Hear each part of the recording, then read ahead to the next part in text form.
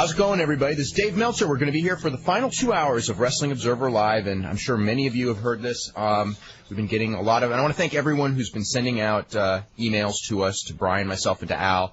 We really appreciate it. This, of course, is the final show as Eyada is closing down today, and we really don't have a lot more.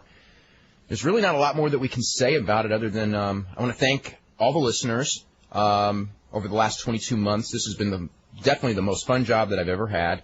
It's been a pleasure working with Brian from almost the first week and Al from the first day. And it's just been a load of fun. I learned a lot about wrestling from the guests, from the callers. And I tell you, it's 2 o'clock Pacific time when we start the show. And like 1:45 every day I get that itch. And it's believe me, I'm going to miss it a lot. I know Brian is and I know Al is. And for those of you who are going to, I thank you very much for everyone who's kept the show alive and made this so much fun. Brian, you have anything to add? I don't really know what else there is to add. I want to thank you, Dave, for calling me the first week and saying, you want to come on every now and then. I need help. Help me. And I want to especially thank Al because I know those first few weeks when Al got the phone call saying, hey, this is Brian, it was like, oh, great, here we go. But I want to thank him for putting up with me and Dave and all the listeners. I actually do love all the listeners, even those of you that called and asked when Shawn Michaels was coming back repeatedly.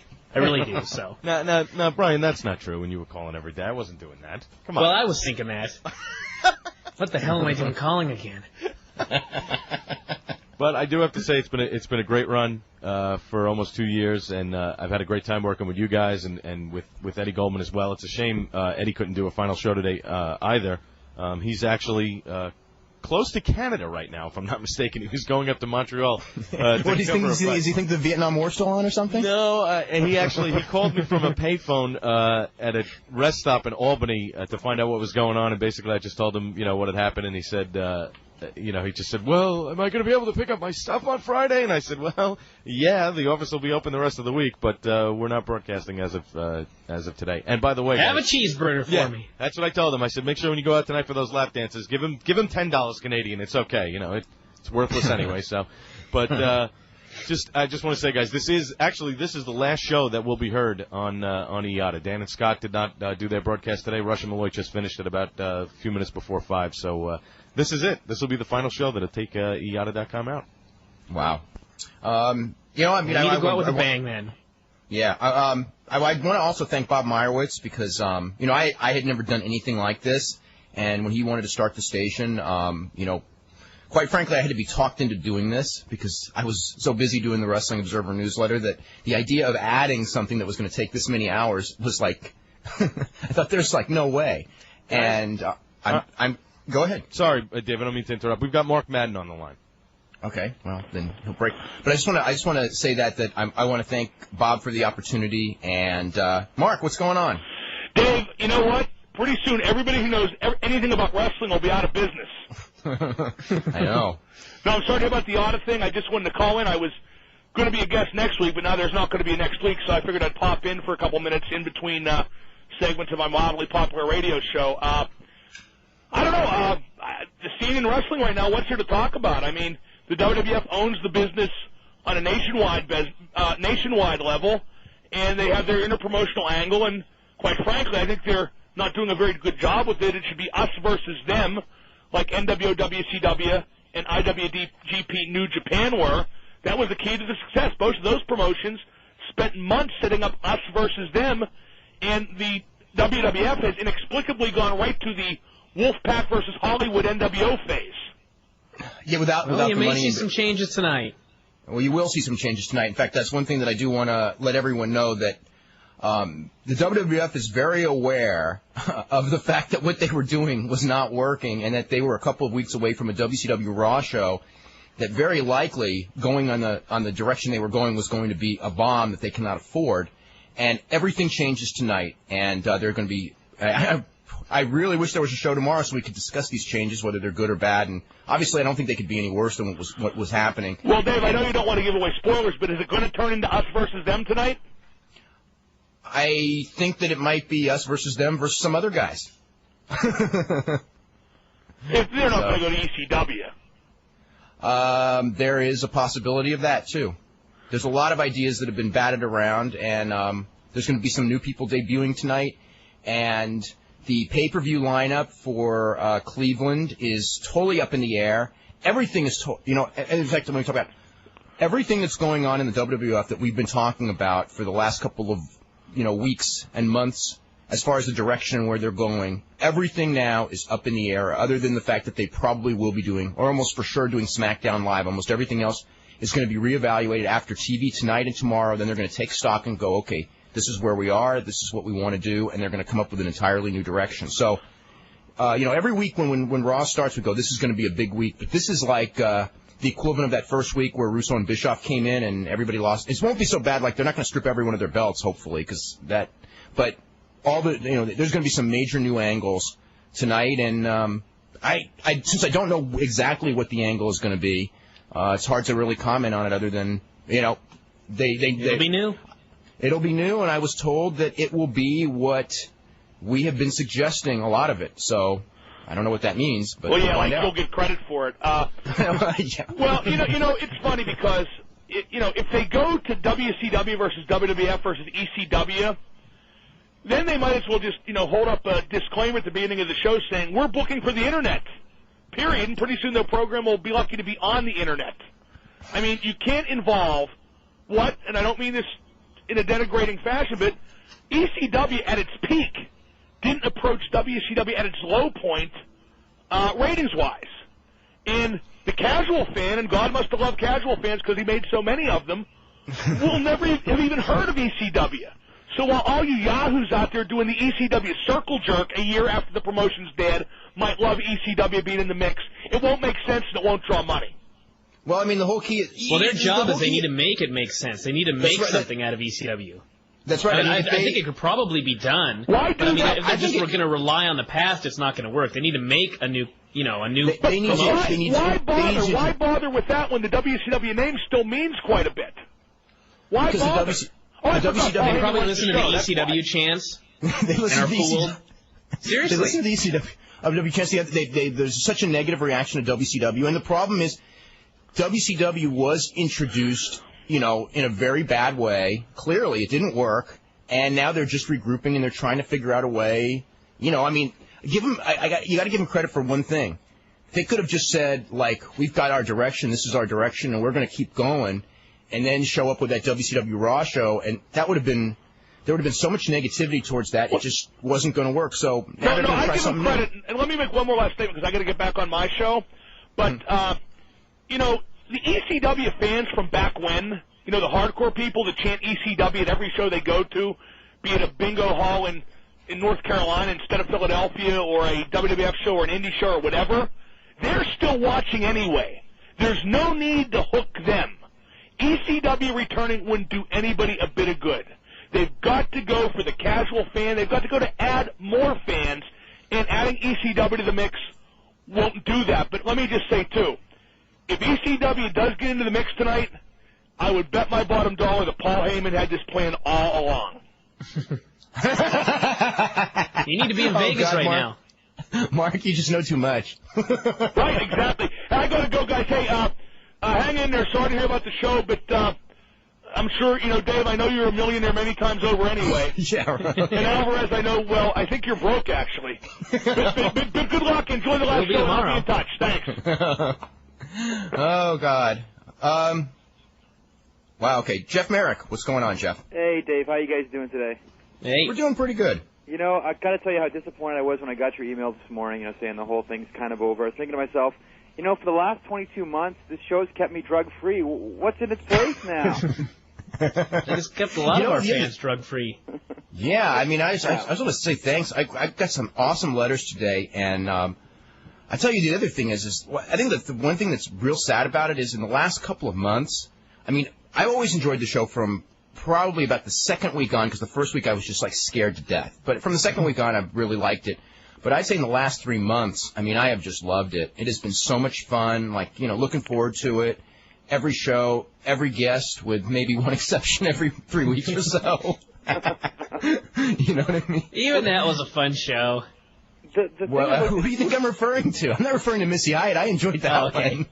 The thing about the show too is it really put a voice to the newsletters that you guys do. I mean, we've always known about, Dave Meltzer this and Dave Meltzer that, and we know, the industry leader and, that's setting the standard. Now the show finally put a voice to that print, which was certainly something that, not only helped you, but I think it helped wrestling fans everywhere. Alvarez was revealed as probably the funniest man in the history of the business.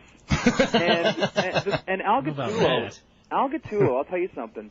It's one thing, 'cause I've done radio for a long time. The one thing, it's one thing to have two guys on the air that sound really good, but you really need a strong foundation or you're building on quicksand. Al Gattuso, let me tell you a really quick story here because I know you guys got a ton of things to talk about. I've been on your show about, 4 or 5 different times now? Yeah. I remember once I talked to Al on a Friday. He said, call me next week and we'll pick a time. We'll get you on the show again. And I called him on the Tuesday. He wasn't at the office. He said he was at home. I called home. I talked to who I think was his wife, and she said, you know what, Al's really sick. He's been in bed. He's not taking any phone calls. Yes, it was my wife. Come on now. It was your wife? And okay. I was deathly ill that day. That was actually the trip, Dave, that you and I had taken to where were we at? Louisville Gardens. I'd gotten sick right after that trip. Oh, the Louisville Gardens. That was a fun trip. Yes, it was. My throat had closed up. I don't know what had happened, but I was out of it for like 4 days, and I'm never sick that long. Al sounded, his wife put it over like, he was on his deathbed. I'm like, oh, geez, I hope Al's doing all right. About 45 minutes later, Al Gattuso calls to book me on the show, sounding like he's taking his last breaths as he's penciling me in for Observer Live. And I'm thinking, you know what, I'm not like Ric Flair, or, he's not booking like Vince McMahon. It's like, if he's going to be that dedicated to take his last breath, to book some guy who does, a radio show up in Toronto, Canada, it's like, you know what, you've got like the perfect team together. Because I know how hard you and Brian work on your newsletters, and that just cemented to me, like, you know what, you've got like the hardest working team out there. Jeff, you couldn't have done a better job at kissing my ass. You're hired. That's it. You're my publicist. Where there's boots to be licked. Okay, as far as Jeff, before we go on, we should probably talk about the current wrestling scene because it is in turmoil. I don't know how much you've heard today, but, what are your thoughts going back? This was a big week, this past week with the WCW thing and the crowd reaction in not only on television in Tacoma, but also in North Charleston on Saturday night. Realistically, the idea of WCW Raw, if it were to start in 2 or 3 weeks, the people are not ready for it. It's just too soon. I heard Madden talking a second ago before I got on the air here about how, you got to establish the WCW brand because you got to go after the casual fans, and the ECW thing isn't going to do anything. The problem we saw in the last couple of weeks with WCW, and not just in the ring but behind the scenes as well, is that the further they go along with this WCW angle, they're actually taking steps backwards right now. The bleeding is so extreme right now that they need a Band-Aid. And you know what? Even if ECW doesn't put any more butts in the seats or isn't the big, huge cash cow that Paul Heyman maybe wants it to be, at least it's a Band-Aid right now because the more they put WCW on television, the more this thing is going to go backwards. Well, the one thing I think one of the things is that ECW or WCW or any 3 letters can be successful if it's promoted the right way. Man's talking about, okay, there's not really an ECW fan base and their rating at its high point, didn't match WCW at its low point. But the whole thing was, when NWO began, there was nothing before it. It didn't have anything. It was created, and it became a success. And I don't care if ECW did a .1 for every show that it ever did. If Vince starts an angle with a group called ECW and makes some badasses, it'll work. But you know what? At the same time, ECW never had Vince McMahon pouring its fans anti-ECW Kool-Aid for 10 years. Yeah. Well, the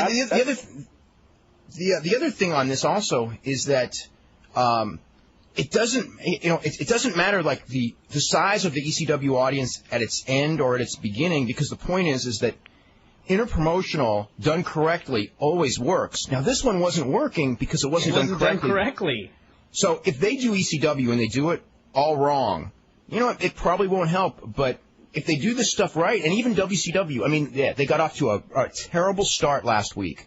We can all look back and go, Buff Bagwell was a big mistake, and believe me, they know it. It's like that's not exactly a secret that they're not aware of them. They're more aware of Buff Bagwell than, quite frankly, we are. And perhaps, they should have had Bill Goldberg, they should have had Ric Flair, all the stuff that we talked about. It would have been good. They should have. They should have known exactly where they were going when they debuted it. They didn't, and now they're starting from scratch. But to me, WCW is not dead if it's done correctly from this point forward. And again, we'll find out what that means. They're in Atlanta. But that's going to involve a lot of guys really swallowing a lot of pride and swallowing hard. Because Austin's got to get laid out. Taker's got to be done now. One-on-one. That's one of the problems they had going in is that, at the very beginning, they needed to kill some people, and they really didn't do it. They wouldn't pull the trigger on the angles, and really, Shane McMahon was a bad choice. They should have had a Ric Flair, even better than Eric Bischoff, but there's reasons, obviously, for not having that. I mean, the one thing I will say, if they do the ECW thing tonight, okay, and Paul Heyman is made the leader, the one thing with Paul Heyman is that, this promo that we keep talking about in our minds that needs to be done, he knows that promo better than anyone because he's probably been thinking of it in his mind for the last 3 months, and he'll deliver that promo. Unlike DDP who didn't, and everybody else who didn't get the chance to. How much? And I don't want to get too speculative, but I mean, how much do you think? I mean, if they go through the ECW angle right now, Paul does have a hand in the creative. How much did Paul sort of maybe not control things, but sort of control things by not having a hands-on approach with the angles? If you know what I mean. That's something that we can all speculate on, and we have, and we will again. Because I mean, at the end of the day, but I don't know.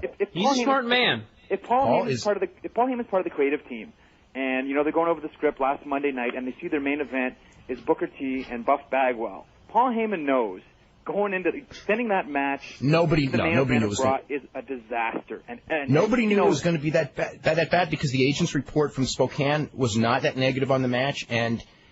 I don't think that anyone really... I mean, I think they knew there was going to be some negativity, but they didn't have any idea of the level. I mean, nobody really did. Yeah. I think they must have known that... I mean, I think that there'd be some negativity towards it, but, Not the level that they got. The thing is, WCW, in some of those angles, they really did come off as a babyface, and the crowd did cheer a lot of the things that they did. And, I don't think that there was ever a reaction like the one they got in Tacoma prior to this, where they could have looked and went, if we put these two guys in the ring, we're going to get this reaction. I mean, there was nothing to compare it to.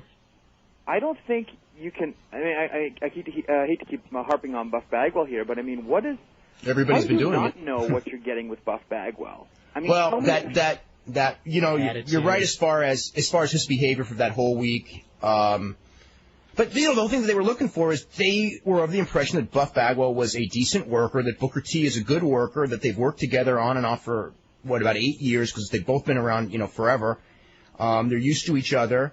And that Buff has some charisma and some name recognition. And, now as far as, Buff not losing the match, and I'll tell you what, I look back on that, though, there were a lot of flaws in that soup. Oh, or whatever flies in that soup. There were a lot of flaws in that thing. What can I say? It was at every single level, too. I mean, I think they knew when they bought this thing that WCW was in trouble and there were tons of problems, and I don't think they really knew how deep they were until they took it on the road. And then it was really exposed. Until they put WCW in a bigger ring and took it on the road, I don't really think they had an idea of the sort of the depth of how bad this thing actually was. You're right. And when they got all those guys together backstage. Yeah, you're right. You're right about that. The other thing is you got to remember, when these negotiations were going on, this business was a different business. Vince McMahon was a couple of weeks away from the biggest WrestleMania in history. Vince McMahon, I mean, was the greatest wrestling promoter of all time. He could do no wrong except in football. And then what happened is, a new reality set in, and all of a sudden, WWF started getting. With no WCW around, wrestling kind of got boring. Ratings went down.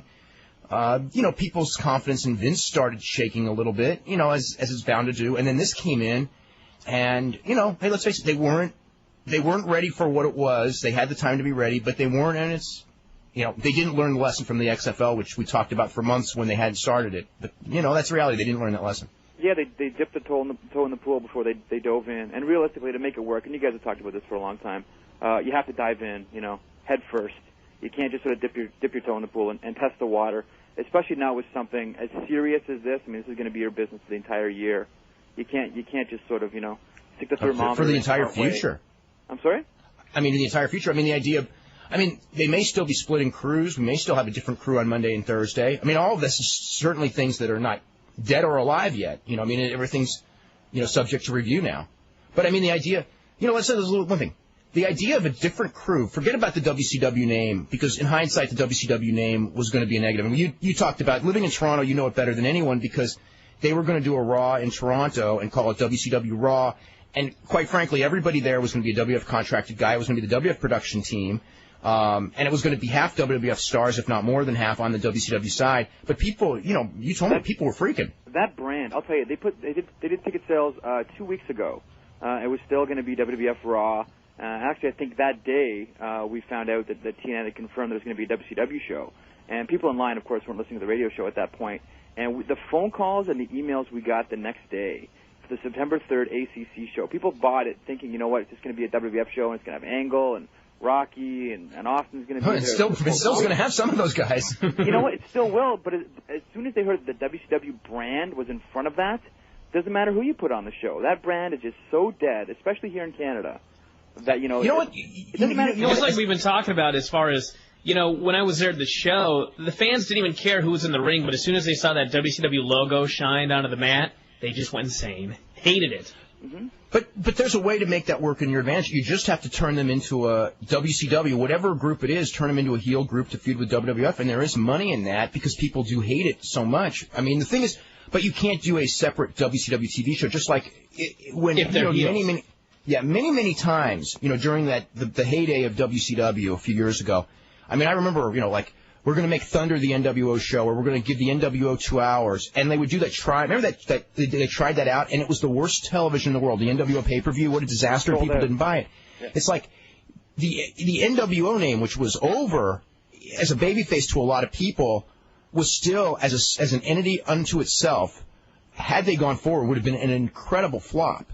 And this name, WCW, has a more negative stigma than that NWO name. I mean, it can be very effective as a part of WWF, but I think that the idea of Raw's War, I think that the idea of calling it WCW Raw's War, people clearly are not ready for it anytime soon, and I'm sure they won't do it for that very reason. They're not going to make that mistake. And you see what happens when WWF guys take on WCW guys. The crowd pops huge for it, even when it's like WWF team underneath out there, right? Even as long as they're beating up Jindrak and O'Hare and Palumbo and any of those guys, as long as it's Bradshaw who's beating them down, or Haku or whoever, as long as it's WWF versus WCW, the fans are fine. But when it's Helms versus Kidman, forget about it. When it's Page and Booker, forget about it. There's just no way. Even that tag match from Heat, with Stasiak and Canyon against O'Hare and Palumbo. Crowd is dead. Yeah. Well, so you learn from that, and you book interpromotional, and you don't book WCW versus WCW because it's not what people want to see yet. 18 months from now, a year from now, 6 months from now, they may be ready for it, but live and learn. If they do an ECW thing, I mean, does this just make it more confusing, though? Depends if you think it's tricky to book one invasion, try booking two at the same time. Yeah, but I've seen, Japan. I think it's possible. I've seen Japan. Or they might just do something where ECW and WCW team up as, like, one group. They could do that. But, I mean, like in Japan, just an example, in the New Japan heyday, in the 80s heyday, I mean, when they first did that, like, Riki Choshu feuded with Inoki and Fujinami, which was like one of their big boom periods, they also had the third foreign group. You had the foreign group, you had the New Japan Sekigun, and you had the Ishingun, which was, the new group. And they did a three-way feud that did, monster business for several years. It can be done. Look at all the factions they have right now with New Japan. Yeah. But you're talking about a Japanese audience versus a North American audience. I mean, fans are confused by WCW invasion right now. Yeah, I think that people can keep that much straight. If it's done wrong, it's not going to work. But I mean, if you have good promos and you explain in your promos what this whole storyline is and why everyone, it's just pro wrestling. All you got to do is tell people why this group of people or these guys hate these guys, have a reason that people can relate to and go, I hate my boss, or I hate that, guy who ran that business that ran my friend's business out of business. You know what I mean? There's ways to do this that people can relate to, and it will work if they do the interviews and do it. If they just throw in and have some random guys attacking, and then all the ECW guys come in with their big thing and get beat up, or all the WCW guys get beat up right away, and then they fight each other for no reason. Yeah, the second week, yeah, of course, that ain't going to work. You know what I still think would work, guys, is keeping WCW separate. keeping it to its own entity and not mingle with WWF, is just run smaller towns and smaller buildings and build it up from there. The same way Paul built ECW. I mean, going into like New York and going into Miami or going into Atlanta tonight. These with the same problem we saw with the XFL, where you take what is perceived as a major league city and run a minor league product in it, and that's how fans are seeing WCW right now. They're seeing it as an inferior product, the same way that New York saw the Hitmen as an inferior product, the same way that all the XFL major league cities saw the inferior. Except San Francisco. But that was different. That was because of the park. But no, you're right. I mean, I think that right now they should. I mean, what they do what they do tonight, evaluate it from there. But as far as when they start doing more things, or if they're splitting house show crews in half, I think that it's very important for the foreseeable future to just have, two WWFs as opposed to, that what you used to call WCW, or maybe, I don't know, maybe even come up with a name, like instead of WCW, call it, I don't know, like you can't call it WF Light, but, but you maybe come up with a new They're just name. so stuck right now because they've already started this angle, and Shane has purchased WCW. And they're I guess trying there's to a get way to do it. I'm sure they could think of something, but I don't know. They've gone so far now. It's almost like they should make an attempt to salvage it and do what they can with this group before they just totally give up and change the name. Okay, but as far as the salvage, the only salvage for now is to make WCW full-fledged heels for the present time and eventually start giving them babyface characteristics once people accept them. And then you can, maybe down the road do something then. But nope, that's where they have to go then. Yeah, but that's like a year from now, as far as I think. You're not going to be able to do that one in 3 weeks. Nope, that's true. Hey, to add a little lightness to today's show, guys, I got an email here from this guy. Do you got a second? Sure, go ahead. This is about Stacy Keibler. Did you guys get this email from a WCW.com profile? No. This is from a quote from WCW.com's profile on Stacy Keibler. Quote, at 21 years old, Stacy Keibler could choose to spend the summer hanging out with her friends on a sparkling Maryland beach, relaxing before going back to college. Instead, the stunning leggy blonde anticipates resuming her full-time career in sports entertainment of one of the industry's most gorgeous women. Isn't that an irony? Isn't that because funny? This weekend, Stacy Keibler had a chance to pursue her career in sports entertainment, or and go she went to the a beach. Nice sparkling beach, and she went to the beach. So, whatever. There is a God. Yes. She's going to have a lot of beach time this summer, I think. Yeah. Jeff, I want to thank you very much for joining us and everything. Hey, thanks a lot, guys. Listen, you guys had a tremendous run. Don't have your heads down. You guys should be very proud of everything you did. As far as being, the number one show out there, you guys were clearly it, hands down. And there's always, open door policy for everyone on Observer Live on our show anytime. Oh, well, we'd love to do it, and we'll be on that show, and you should get Brian on the show too. I was going to say, Brian, when are you going to come on our show? I just have a problem because I'm always wrestling Saturdays. Oh, okay. You have a cell phone? Yeah. There we I go. can probably do that. We should do this. Okay. Yeah, we'll figure out we'll figure something out. Tremendous. Yeah, you guys, really feel proud about what you did over the last 22 months. I've never seen an audio show or any sort of radio property built up this strong, this quickly in the history of my broadcast career. You guys did a tremendous job. You should really give yourself a pat on the back. Thanks very much, Jeff. I really appreciate it. I do want to mention to everyone that, we will be on with Jeff every Saturday and every Sunday at Live Audio Wrestling. We're going to continue doing that. And, of course, Brian and I will be continuing doing the newsletters every week. In fact, in a sense, it's probably better for the newsletters because it's going to be our only outlet for, that and the website. Brian, real quick, why don't you tell everyone how to get Figure 4? And I want to, again, for those of you who don't get Figure 4, if you enjoy Brian's sense of humor here, I tell you, Figure 4 has all the news for the week and all that, but I love reading Figure 4 because, whether it's the Mexican TV reviews or the TV reviews, nobody does better TV reviews of, Raw and SmackDown and has a funnier insight to the news than Brian. It's, for a couple bucks a week, you're going to laugh. It's like going to a comedy club in your own house and, hide from your wife and your girlfriend because you're going to be cracking up and they're going to go, what's in there? What's in there? What are you reading? Which is sometimes what I get. But anyway, Well, thank you. Yeah, we always plug the newsletters. You can go to the website, and we have links for how to order Observer and Figure 4. And if you want to order through the mail, the address is Post Office Box 426, and that's in Woodinville, Washington at 98072. And all the ordering information is up on the website, previews and that sort of thing. So check it out. And the Observer as well. We do that every week. It's the most comprehensive news of pro wrestling anywhere, and it's probably going to get even more comprehensive starting next week. So I guess there's a silver lining to all this. Although, believe me, I wouldn't trade doing this for anything. This was really just so much fun. Al, do we have more calls that we can start getting to? Yes, we do. We've got Harry, who's been waiting quite a long time. Okay, Harry. Hey guys, Harry, how's it what's going? going on?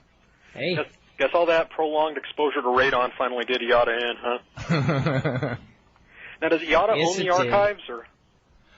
Eyada owns the archives. In fact, I need to talk to Bob because maybe there's some things that we can do with them. I don't know exactly what. I mean, Al, that's something that me and you really need to talk about because a lot of these shows, like the Stevens show, there's a lot of them. We did some really fun shows. Yeah, if I'm not mistaken, and I could be wrong on this, so if I'm being misquoted, I apologize. I believe the ownership of the archives is now in the hands of the bank that lent us our initial money. I don't know if that's true or not, but after 7 p.m. tonight, the archives will no longer be up on the Eyada site, and as to where they're going to go, I don't know. That's that's something, Dave, that you and I would need to discuss probably with Bob Meyerowitz.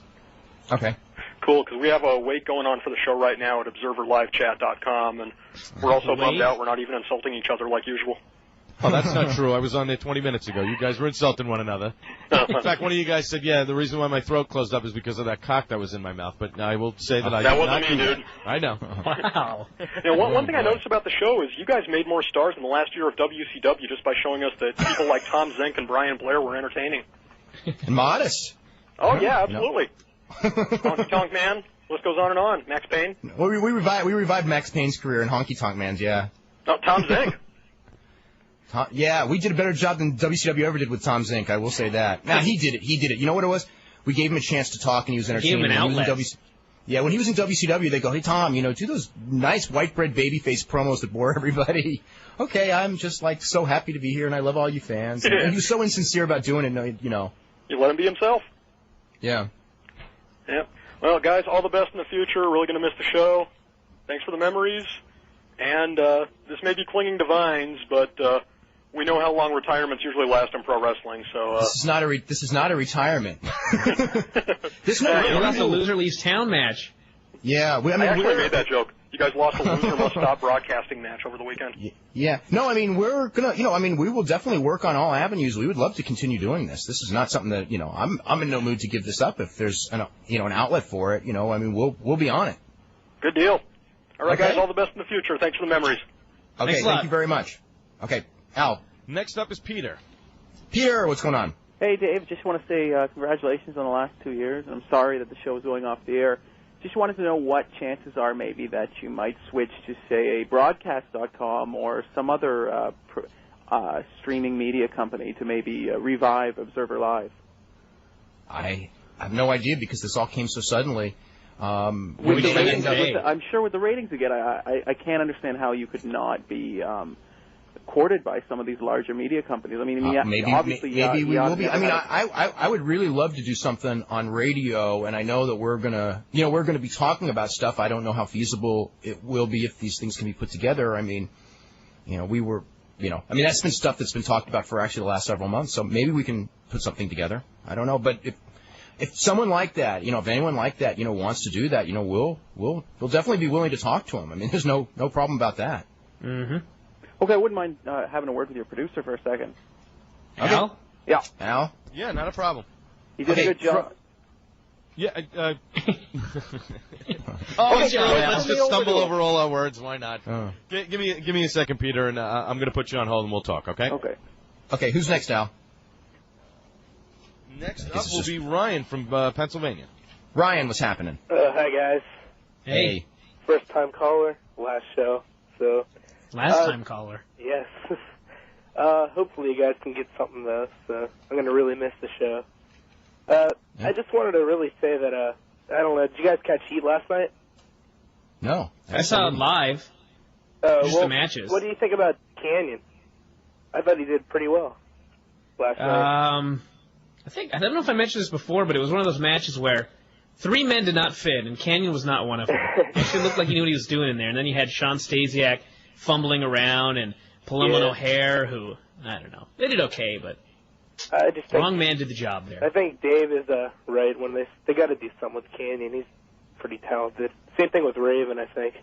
You know something that disappoints me among many things of the WWF is they've had the chance to introduce so many new, they've had the chance to introduce so many new people, and the job they used to do introducing people was so good, and they just, maybe because there's just so many, that they just kind of threw them all on television with no introduction. Like a guy like, you can, if a guy comes from another company and he wasn't being used correctly, or whatever his weakness is, let's go in there and go. And Canyon's like the perfect example. So like, okay, this is what Chris Canyon can do. He's a really, really good worker, and he's got size, which they love. But maybe he's weak at this or this, so let's hide this. Let's do something with it. Let's introduce him as something else. But instead, he's just out there on heat as Canyon, and everyone's going like, it's that WCW guy, and he's got that stigma going right in. Everybody should be a new character. And they've introduced everyone as their same old character with the exception of Shane Helms, and that only difference was a negative difference anyway. Yeah. They used to do all those vignettes and everything to introduce a new character where you'd watch a vignette for 5 weeks straight, and then maybe on the 6th week they'd finally debut. And I think that when they started doing the Monday Night Wars, there was such a value on the big surprise that they just didn't bother doing that anymore. They just threw him on TV as the big surprise, and, it got a big pop, but then you just had this guy on TV. And even though there's no competition anymore, it's almost like they did the same thing. And, you look at, like, the Dallas Page stalker angle, and everybody was talking about, who's a stalker, who's a stalker? And the reason was they were doing the 5-week vignette again, except they were doing it a different way. It's like, everybody was dying to see who the stalker was, and they finally, they got him. So it's just like, part of it is I agree that they should have done something more with some of these guys, but on the other hand, they did repackage Shane Helms as Gregory Helms. And that, to me, was like, it was a total disaster because everybody I guess we're supposed to remember this guy as a cruiserweight champ. Yeah. Yet at the same time forget that his name was not Gregory. And that one of the few things that WCW was doing at the end was really good ring entrances for some of those guys like Helms and Romeo, he had one. Who we've never seen. That's the other Why thing did that they keep Buff Daddy, but not that Vertebreaker song? That was not that bad. And the whole entrance. Yeah. They can't find 4 girls in every city to dance down to the ring with him. Yeah, well, and the other thing I'm looking at, this is real. Another real sad thing about WCW is, in that last in the last couple of months of WCW, everyone thinks of it as being so terrible, but most of those pay-per-views were pretty good because the first half would be awesome and the second half would be pretty shitty.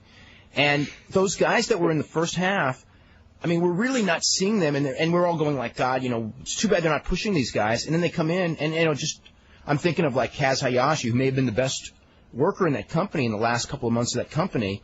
And we not only have never seen him, he may be on a dark match tonight, but we certainly will probably never see him with a push. And it's just, and the guys we're going to see with the push, are going to be the same guys that, killed the company. I don't know. And killed the company in the first place. It's going to be hard because, the bottom line is WWF fans. Because the WCW fans that may have been somewhat conditioned to accepting smaller guys because they were pushed a little bit more for the last couple of years, they don't exist anymore. And the WWF fans, the bottom line is that small guys have never been a part of their package. And although Tajiri will be the exception, the bottom line is those fans really don't want to, it's going to be so much harder. Maybe not impossible, though, because if you keep giving people great matches, sooner or later they figure out, you know what? We've been seeing some great matches. And here's the question, though. Okay. We always talked about ECW as being a cruiserweight company, but it was never called a cruiserweight company. It just had a bunch of smaller guys. Yes. Wouldn't it just be possible to not book these small guys with big guys and just have them wrestle each other, but not even so much call them cruiserweights? You would just never have Kidman in there with Canyon, who's a foot taller than him? Well, you can dump the thing, but then again, but then with that, well, it depends on you. We got to figure out who's on what roster, and how they're going to mix and match this stuff up because, a lot of the ECW guys obviously were a lot smaller than people thought they were next to the monsters in the WWF, and that's something that they've got to figure on. But, if you've got, I'll tell you, the whole key to this thing still is if you've got great interviews and great vignettes, you can overcome all those other obstacles, I think. And that's one thing. It's all about promotion, though. It's all about promotion, and You know, I mean, it's been the case. It's been the case all year this year, ever since WCW was going down the tubes and ECW went down the tubes. Is that it's in Vince McMahon's hands, and if he does a great job of promotion, this business is going to be in great shape. And if he does a bad job, this business is going down, and it's up to him and his crew right now.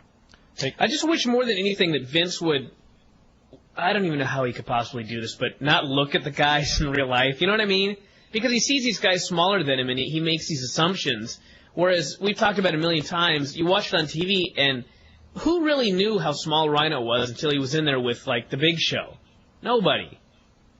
I don't see... Well, when he stood next to Edge and Christian, sees him, and all of a sudden it's, oh my God, this guy's small, he can't do it, and it's all downhill from there. Hey, guys. Yeah. To let you know, I don't know if you guys do know, but apparently Buff Bagwell has been released from the WWF. Wow. That was fast. Yes, it's from WWF.com. Bagwell parts ways with World Wrestling Federation Entertainment. Senior Vice President for Talent Relations Jim Ross met with Buff Bagwell on Monday, and the two men mutually agreed to end Bagwell's contractual obligations. Mutually? Oh, I bet they booked him in a handicap match with the Acolytes. And I know you guys aren't going to be able to get to the emails, but we've gotten some great emails from some fans who have sent in just to say thanks and what a great job we've done. One of them, though, which I find particularly funny, it says, Dave, contact Missy and see if you can have Wrestling Observer Live on WrestlingVixens.com. They can probably afford it already. And by the way, the guy that you guys were talking about just a little while ago, Mr. Tom Zenk. Hey, what's going on, guys? Hey, Tom, what's happening? Not much. How about you? You're a week and a half late. Sorry to hear. I'm sorry to hear about... on. I'm not as sorry as I am. Poor Buff Bagwell, what, he couldn't cut it?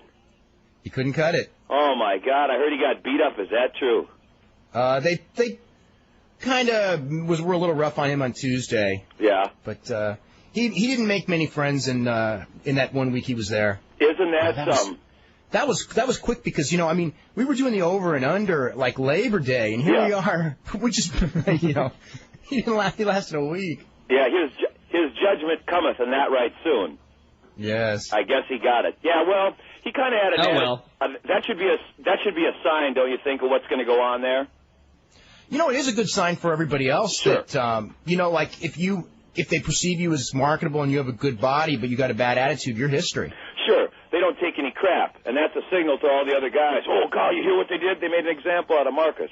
But he wasn't ever cut out for it anyway. They saw he blew up on TV. They had to be mad as hell, and they turn everything into their advantage, I'm going to use him to my advantage. Mm-hmm. And that's the way I see that he did that. Tom. Yes. How do you look? I mean, have you watched the last couple weeks of television? Yes, of course. I want to see that stuff with DDP and that. I'm thinking, what's going on here? But they got him hooked up with, what's his name? Vince's favorite, The Undertaker, right? And he's all crippled, too. Yeah, and they got him with Shane tonight. Yeah, so what's going to happen in that match? What do you guys think on that? Well, everything's changing, so I don't know what to think, on anything, because, the long-term plans are all out the window. It could be one of a million things. You think it'd be a swerve, though? I would think... Well, if they already have the WCW guys fighting each other. Yeah. And they say that everything is going to be changed, and if they're actually going to work and supposedly do this great angle or whatever and make WCW a force, then they have to be a unit, in which case, these two guys really couldn't have gotten a fight with each other. There was no... They'll have to get in the ring for their match and maybe, have the WWF guys surround the ring or whatever, and then WCW guys come down and they all kill them. Take a look at it from my viewpoint. The ratings aren't all that hot. They fumble the ball. They don't have any big names from WCW. People are just going to fart at it. And doesn't Vince kind of want to pay back TNN? Aren't they the kind of heels? They're going to stick WCW on TNN and they can get the crappy show. And then Vince can't afford that right now, though. Really? I mean, he's not going to give a crappy show to anybody. He can't tank another show because Heat's ratings are really sad right now. But the big so they've got Raw and SmackDown. They can't tank either show. They need to turn these shows. I mean, the media. I mean, there was something in the media. There have been many stories actually of the fall of SmackDown. So I mean, they need to get that. They need to get these two shows up. Well, they trashed him here in the paper about SmackDown because guys said it at work, and no one's really talking about wrestling now. But they noticed that his McMahon's ratings have gone really bad in SmackDown or UPN, and that's the Thursday show. So what's Raw going to be on? TNN? Raw's going to stay on. Raw will stay on TNN, and SmackDown will stay on UPN on Thursdays. I mean, that stuff's going to stay. It's just that the format and how they're going to handle these shows, that's all up in the air right now. Yeah, but they haven't been so good so far. There's this. No, they haven't. In the big picture, they haven't been. In the small picture, they've put on entertaining television. Yeah. But they have not done, angles. The angles have been botched. That's how I would describe it. I mean, there's been good matches. There's been funny stuff with Austin and Angle. I mean, there's high points of the TV, but in the big picture. But his high points would mean nothing for business. No. Right. But as far as drawing what money, is Austin getting a cowboy hat doing for anything? I like the cowboy hat. It was entertaining as hell, but it's only because I wanted to voice that small cowboy had laughed my ass off. But yeah, it was funny, but it didn't sell one show. It didn't sell one buy. Exactly. It doesn't cross over to the mainstream audience that you want. Well, it doesn't make it crosses over that they're going ha ha ha, but it's not making them go. I can't wait to see, Steve Austin now wrestle Booker T because he gave Kurt Angle a cowboy hat. You know what I mean? Yeah. One theory that I heard over the weekend from somebody was, with WCW dead, WWF doesn't have them as competition anymore, obviously, and now their competition on Monday and Thursday is like these primetime sitcoms. And so the theory is, we'll put some more sitcom-style humor in our show and try and steal that audience. No, you can't beat them at their game. Their game is wrestling, and they got to do good wrestling. If people wanted another sitcom, they would. If people would want to watch a sitcom, they want to watch a sitcom. They don't want to watch wrestlers do bad acting or even sometimes good acting. It's a sitcom, yeah. But even if the whole thing is good actors in wrestling, the best actors in wrestling, I think, are still quite a level below the best actors or even the worst actors in sitcoms. Exactly, because that's why none of the wrestlers have ever made it in Hollywood big time. They always come back to wrestling. Look at Piper, look at Hogan, look at Jesse Ventura. Well, he's acting still, he's a governor. But anyway, that's exactly true, Brian. But when you guys were talking about the middleweights or whatever, the lightweight guys, they could use that, but Vince has never sold it. Didn't your mom ever tell you, don't watch TV, it's the boob tube. You brainwash people what to believe in and who your stars are. It didn't work with me, though. Well, I know, me neither, but you know what I'm saying? For a lot of people, it did to a lot of people who see small guys on TV, and you know what I mean? They don't know that they're that small until you see them in person. Or, until you're up close, but you look bigger on TV, right? And if you give them action, that's all that matters. Yeah. I think for wrestling fans, anyway.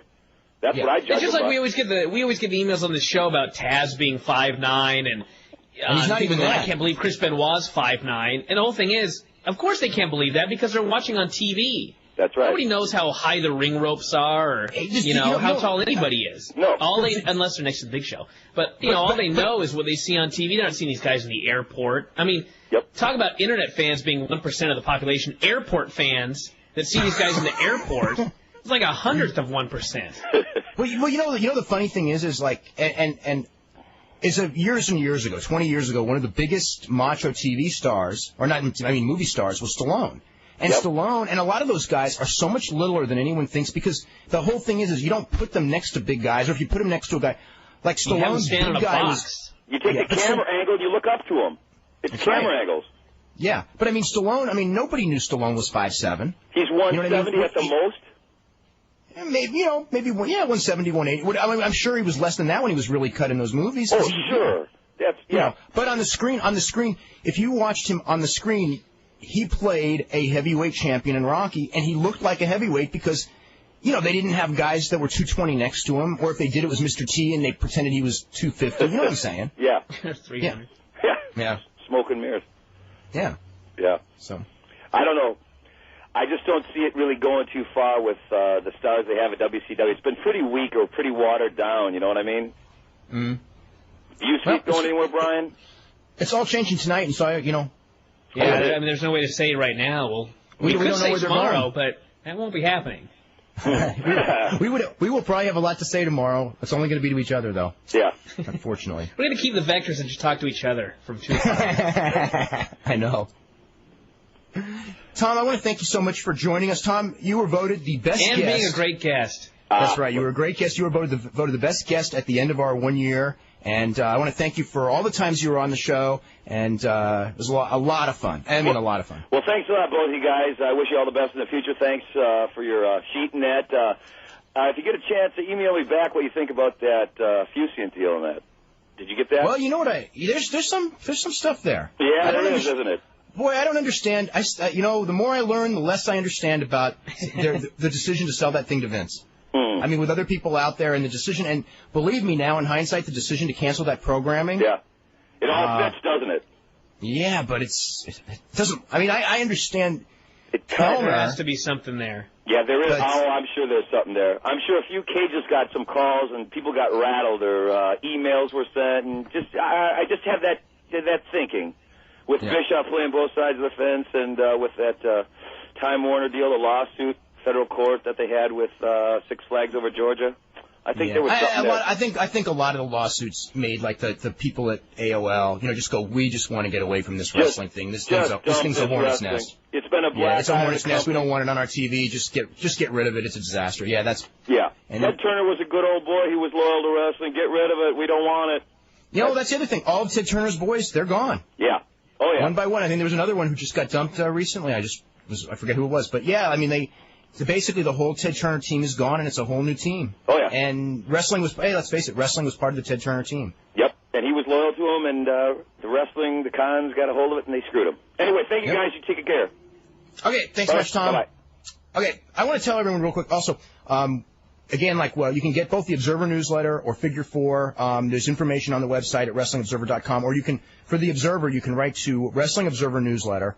And it's P.O. Box 1228. That's 1228 Campbell, California, 95009. And we'll send you out information on that if you are interested. But you'll be able, with these newsletters, you'll at least be able to keep up with all the stuff that we would be talking about on the show. So we'll still be alive doing that. Al, who's next? Yeah, we got some more callers. A couple of emails though.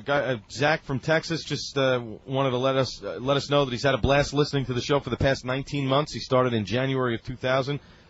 He's put off subscribing to the Observer for over a year, largely because as a college student, he's changed addresses 4 times a year, but now he's going to do it. And Figure 4, he says if he can come up with the cash. Pretty quick. Don't really have anything profound to say except that you three guys have been great for putting up with those of us on the lower end of your caller spectrum for as long as you did. Best of luck to all of you, and thanks to the webcam I won from the now defunct Totally Intense Something Something video game show. Peace, Zach Adams from Houston, Texas. And then he says, my name is Zach, and my anti-drug is Wrestling Observer Live. Shit, anyone know a good heroin dealer in South Texas? Just thought a little levity there. Coming up next, we've got Nick in Orlando. Nick, what's going on?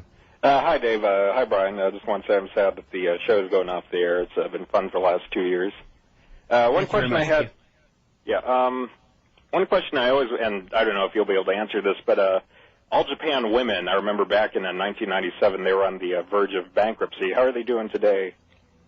They're limping along. I mean, they didn't go under, and I didn't think they were going to last because they were way deep in. A lot of it was the owners had purchased a lot of real estate during the boom period, and then I think the real estate market in Japan went down, and they had I think they had a lot of debts from that, and it kind of, really hurt the wrestling business, but it's still alive. A lot of the women left for other groups and everything like that, but that's right. They survived 4 years with no money. Give them credit. Somehow pulled it off.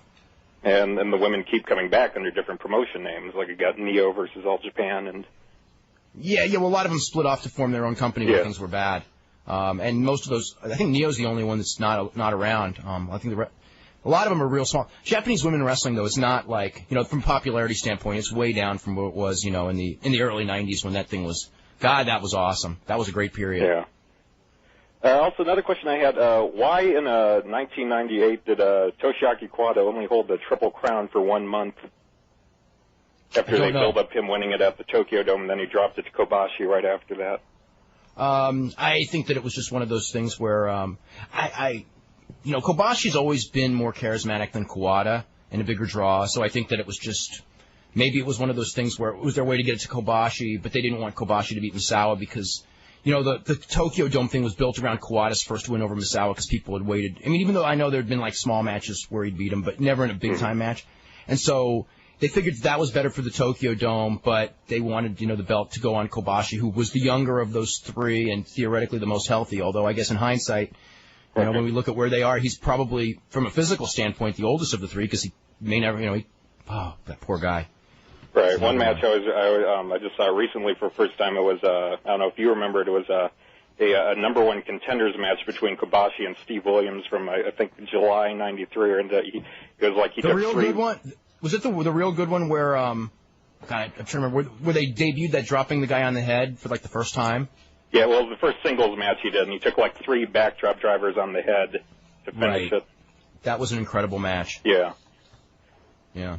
Another thing, how does... Well, I know like there's been like 5 different versions of Wing over the years. Like, how does that work in Japan? Like, who owns the rights to that? I think that's Mickey Ibaragi owns it, and he just like would.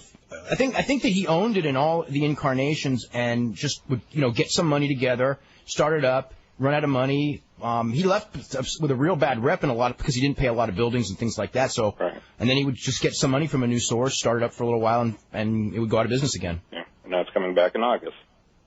Yeah, that's right. The latest version. Yeah.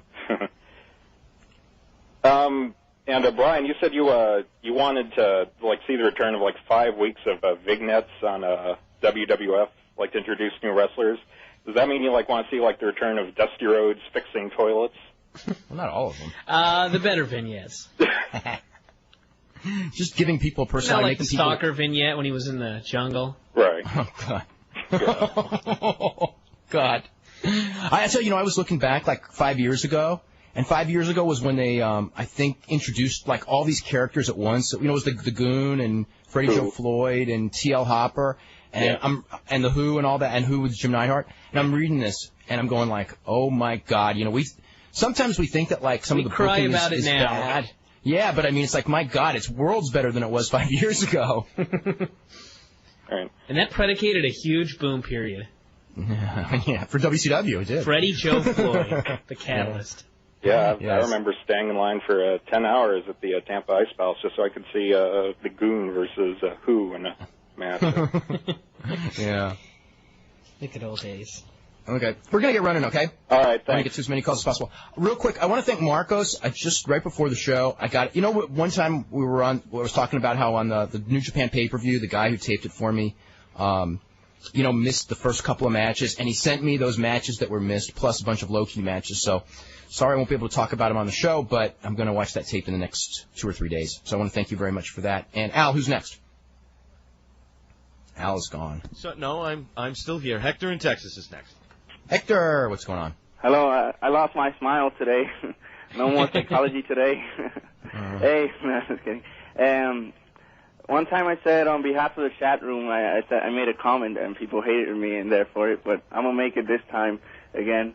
On behalf of the chat room, I would just like to say that it's been great listening to your show, and it's like even though Nitro sucked and Raw may suck some weeks, it's always 2 good hours of your show that at least kept me going. Sometimes that I felt like I wanted to quit watching wrestling. So thank you. And well, the one thing with wrestling is that like as down as it may get, there's always going to be something good on the horizon. I just don't know where and when, but somehow or other, And you can always find something entertaining about it. Yeah. Yeah. Sometimes but more so when it's at its worst point. But sometimes, sometimes that real entertaining stuff, like it's like say those Thunders, where we could kind of joke about them at the end when they were really bad. They still were, for the most part, a waste of 2 hours. Mm-hmm. You think so? I still look back and go, yes. I wish Thunder were still on. I wish that maybe 10 there's minutes something I wrong could, with me. No, I don't know. I mean, I just think back to like that interview with Stevie Ray and Dallas Page and Kevin Nash. When the lights were swinging back and forth and Nash's eyes were going, what the hell is going on here? And you got to watch it on TV. Things like that. Lex Luger taking the worst bumps you ever saw in your whole life.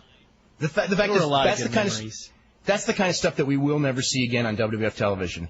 That is true. Stevie Ray commentary. Yeah, Stevie. Hoovy. Yeah. What about, do you think the WWF will be so stupid? Do you think the WWF will be so stupid to put Linda or Stephanie as the leader of ECW or something like that? No. If it's ECW, they can't do that. They can't do that. It has to be Heyman and hey, you know what? In that role, Heyman would probably be awesome. Yeah. And did you get my email about War Games putting it in the Invasion pay-per-view? Yes, I did. What do you think about that?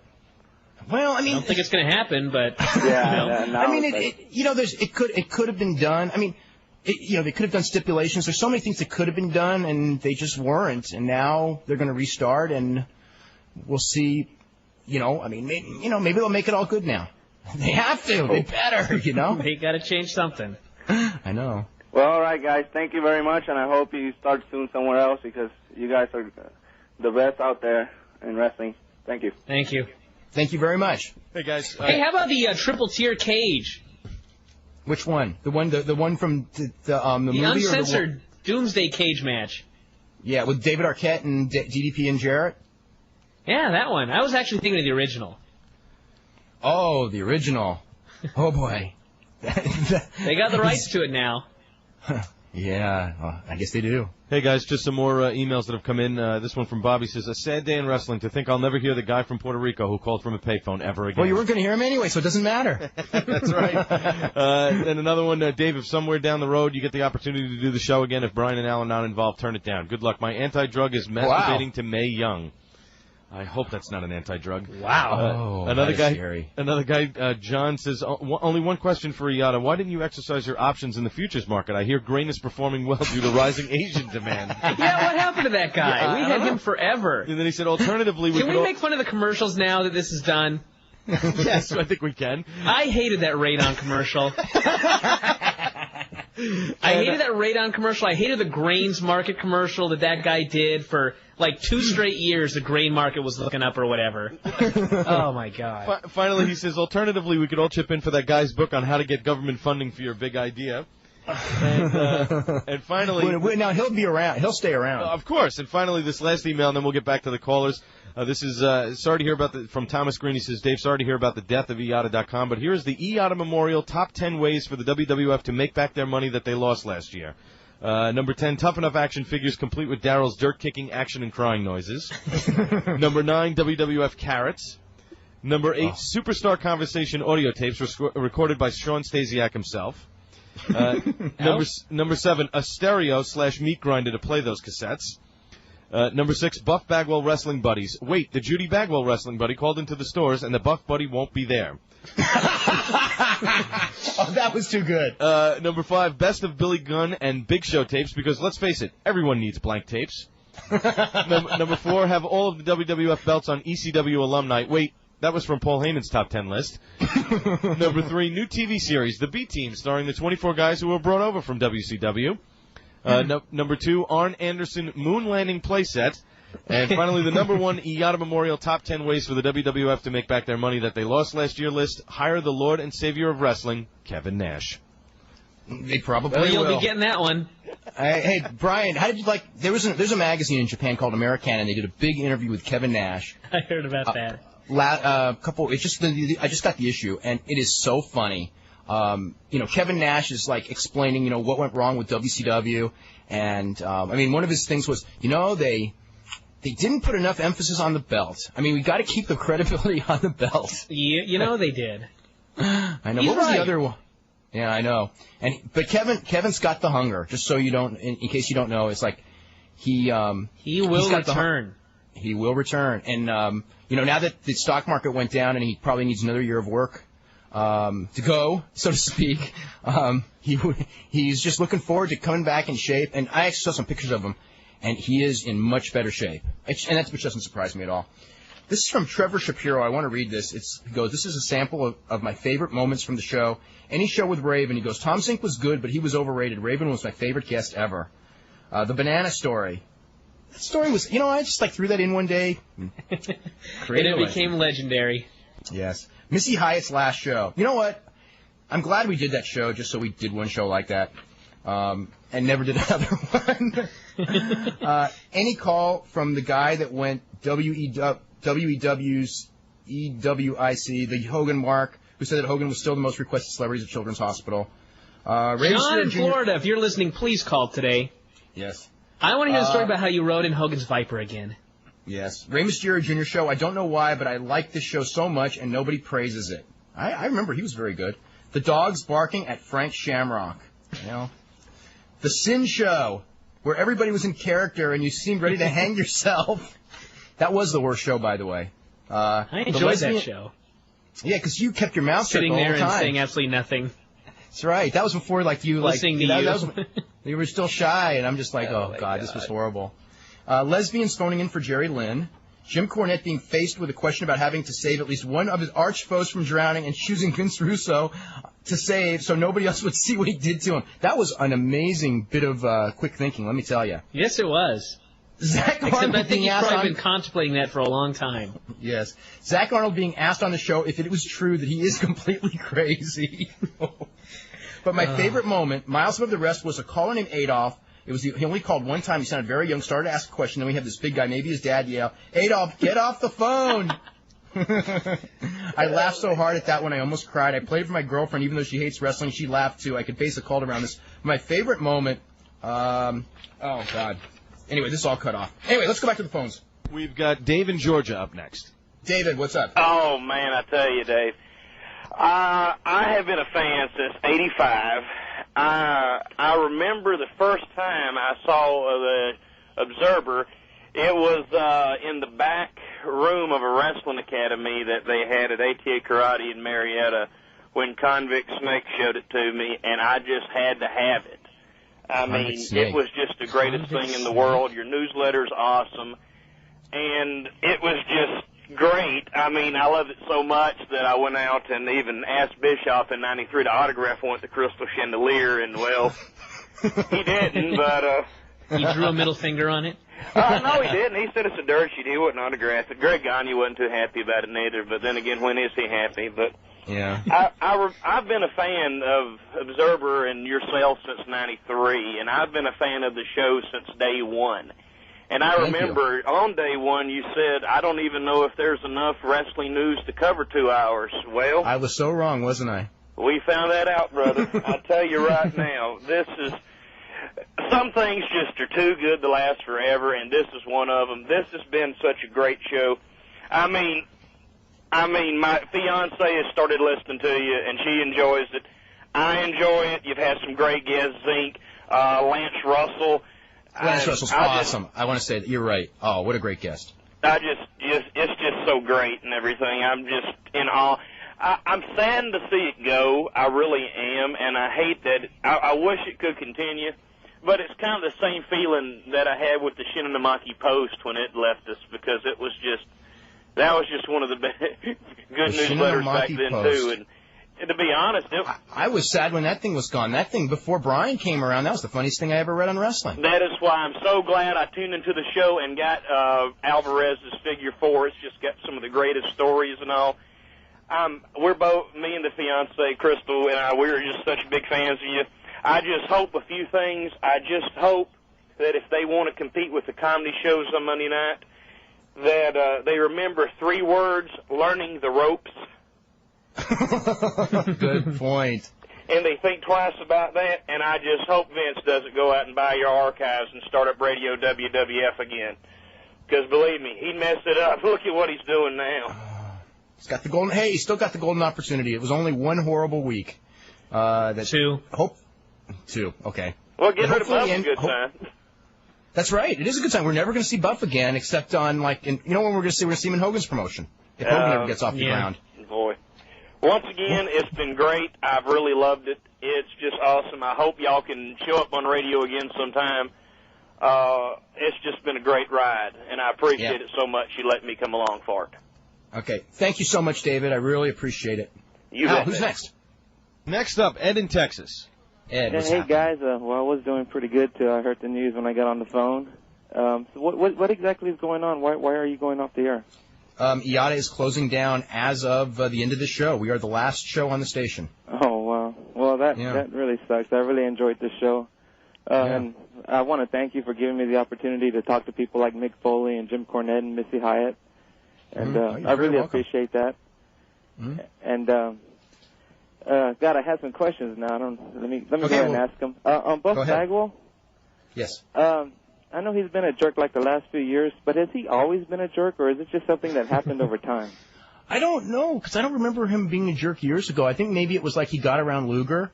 And, you know, but... Or maybe it was just he was not in a position to act like a jerk, you know what I mean? Yeah, because when you're on your way up... If you're way down low on the totem pole, you can think whatever you want, but you're still way down low on the totem pole, and you can't exactly act it out. Yeah. Okay.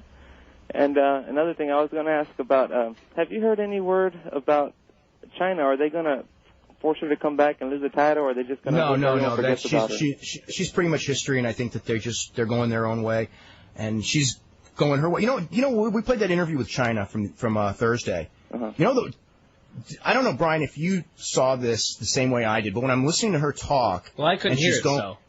Oh, you can. Okay. Well, she was basically saying that, like, well, you know, they weren't going to let me have the world title, you know, which she meant the men's world title, and you know, they really didn't want me beating men anymore. And then she was saying how, like, of course, I was too experienced for all the women, which of course has led to a deluge of emails after that comment. But the thing is how I read it. You know, she goes, like she was just going like, I guess there was nothing left to do with the character. And my feeling was, okay, basically what you're saying is you weren't going to put any of these women over, and with that in mind, if you're in the women's division and you won't put any women over, there is nothing left to do with the character. And it's like, it's kind of sad that characters get like that to that level where they're just going to leave rather than like lose one wrestling match to anyone. It's it's weird. What I was kind of hoping that they would do is, since they're trying to give Jackie a little bit of a push for Tough Enough, that maybe they could start a feud with them, and they could tell Jackie, look, if she doesn't want to put you over and sell for you, make her sell. Go ahead and have some fun out there on her. And it's not going to happen. Jackie is like 5'2", though. Yeah, Chyna's way bigger than Jackie. She is real big. Yeah, but I mean... that may not mean absolutely anything, but there is some size there. Yeah. Well, that is true. And Chyna's probably much stronger, too, although Jackie is very strong for her size. Maybe not lately. Yes, you're probably right, because Jackie looks like she's still lifting, and Chyna is just doing everything to lose weight so she can get in the Hollywood thing. Lifting the... Which I don't think that's going to help her. I think what made her a draw in the movie in the first place was she was this big, giant Amazon woman, and now but the Hollywood people don't want, they have a certain thing. Yeah, but what if they wanted her in Terminator 3? You don't want this Terminator that looks like a bean. Well, she can always put some of it back. Yeah, it's not that hard to get back muscle that you once had. That's easy. Okay, and like I say, I'm very disappointed that the show is ending. And I'd like to make a comment to all the listeners out there, and that is to email the law and ask to have Dave have a bigger part of the show and to make Brian a regular guest. Maybe we'll do that. I mean, hey, we'll be alive in some form on the law on the weekends every Saturday and Sunday, and hopefully maybe something can be done with the law, or do something during the week somewhere. I mean, I'll tell you the one thing, and I didn't know this until the show started. And I was scared to death of it, with the idea of 2 hours a day, 5 days a week. I was going like, what the hell are we going to do for 2 hours a day, 5 days a week? But, I mean, in the last couple of weeks, it's like these 2 hours whiz by so fast. I'm going like, why not do 3? Well, it's so funny because in December or January, I actually kind of like, it wasn't like I kind of, requested that. I go, you know what? We could do 3. So... It can be done, and I think it's very viable. I mean, I think this thing's very viable on radio. I'd love to do, I'd love to have the opportunity to do this, like in markets and do some sort of a syndicated thing. And I mean, it's not out of the realm. It's not out of the realm of possibility. Maybe it can happen. Think of all the new phone calls we get. There is a syndicated wrestling show on Sunday nights called Pile Driver. Well, there's a bunch of them out there. Pile Driver is a syndicated produced show by actually a company that I formerly worked for, MJI Broadcasting, and they do a good job. But you know what? I don't want to toot anybody's horn, but our show would kick its ass. Oh yeah, definitely your show's a lot better. But anyway, thanks a lot, guys, for taking my time, and once again, I really appreciate your show, and best of luck to you guys in the future. Yeah, I want to thank everyone who's calling in and everything like this and emailing us. Emails, the comment board, chat rooms. I mean, it's really, it's really made me feel like, and all of us, I think that, we really accomplished something. And I also want to thank Bob Ryder for what he wrote today. I do appreciate that because he had 2 ways he could have wrote it, and he wrote it in a very nice way, and I just want to say that. So, anybody else to talk about before we go back to the calls? No. Are we looking for calls? Al? We've got tons. Jeremiah from Ontario is on. Jeremiah, what's up? How you doing, Dave? Doing good. Chris, where are you calling from? I'm calling from Woodstock, Ontario, Canada. Oh. Oh, no, go ahead. Al was talking to somebody else. Oh, okay. I just heard him, so I was like... All right. But, Dave, I was wondering how, on your Observer, I've never got it yet, but how much Japanese compared to American wrestling do you cover? Because in the show... I mean, obviously more people are interested in American wrestling than Japanese. You seem to cater to that, but I was wondering in the Observer, how much do you cover? We cover whatever the news is for that week. If there's a lot, we cover the Japanese big shows pretty similar to the American big shows. And we cover, And the news, same way. Yeah, it's the same thing. I mean, we have, there's a lot more American news. I mean, if I look at the breakdown, I would say, like, most of the Observer is probably WWF and WWF related. But put it this way, if there's a big story in Japan, we cover it in every bit as much detail as a big story in the WWF. Right. So it's just like whatever the news is for that week. Well, what's your thoughts on Asian Cougar? Have you seen I him? have not seen enough of him. Really? Yeah. He's a great I know. worker. Really, I haven't seen. I've just seen the IWA stuff. And a lot of those things, because they don't have regular TV in Japan, I don't see them other than the clips on the. They have a Samurai TV News, right. And so I watch a lot of that. So, but you don't get it. You don't know who's good or bad, and the crowds are so small for these small groups. You haven't got any, you know what I mean? The DDT stuff. Yeah, I have seen I've seen clips of DDT, but I have not seen like a DDT show or anything like that. Right. Well, he's actually a really good worker, and I was wondering how do you judge like a match for like a 5-star match, because like you said the other day that you thought that the Austin Rock match WrestleMania was just as good as like the Muta Tenryu match just happened. And it just seems, since there's such different style, how would you rate the difference? Because obviously just the intensity. I think it's just based mostly on the separate style. Right. Yeah, the intensity. Yeah. You can't judge them by the other context style. of the match style.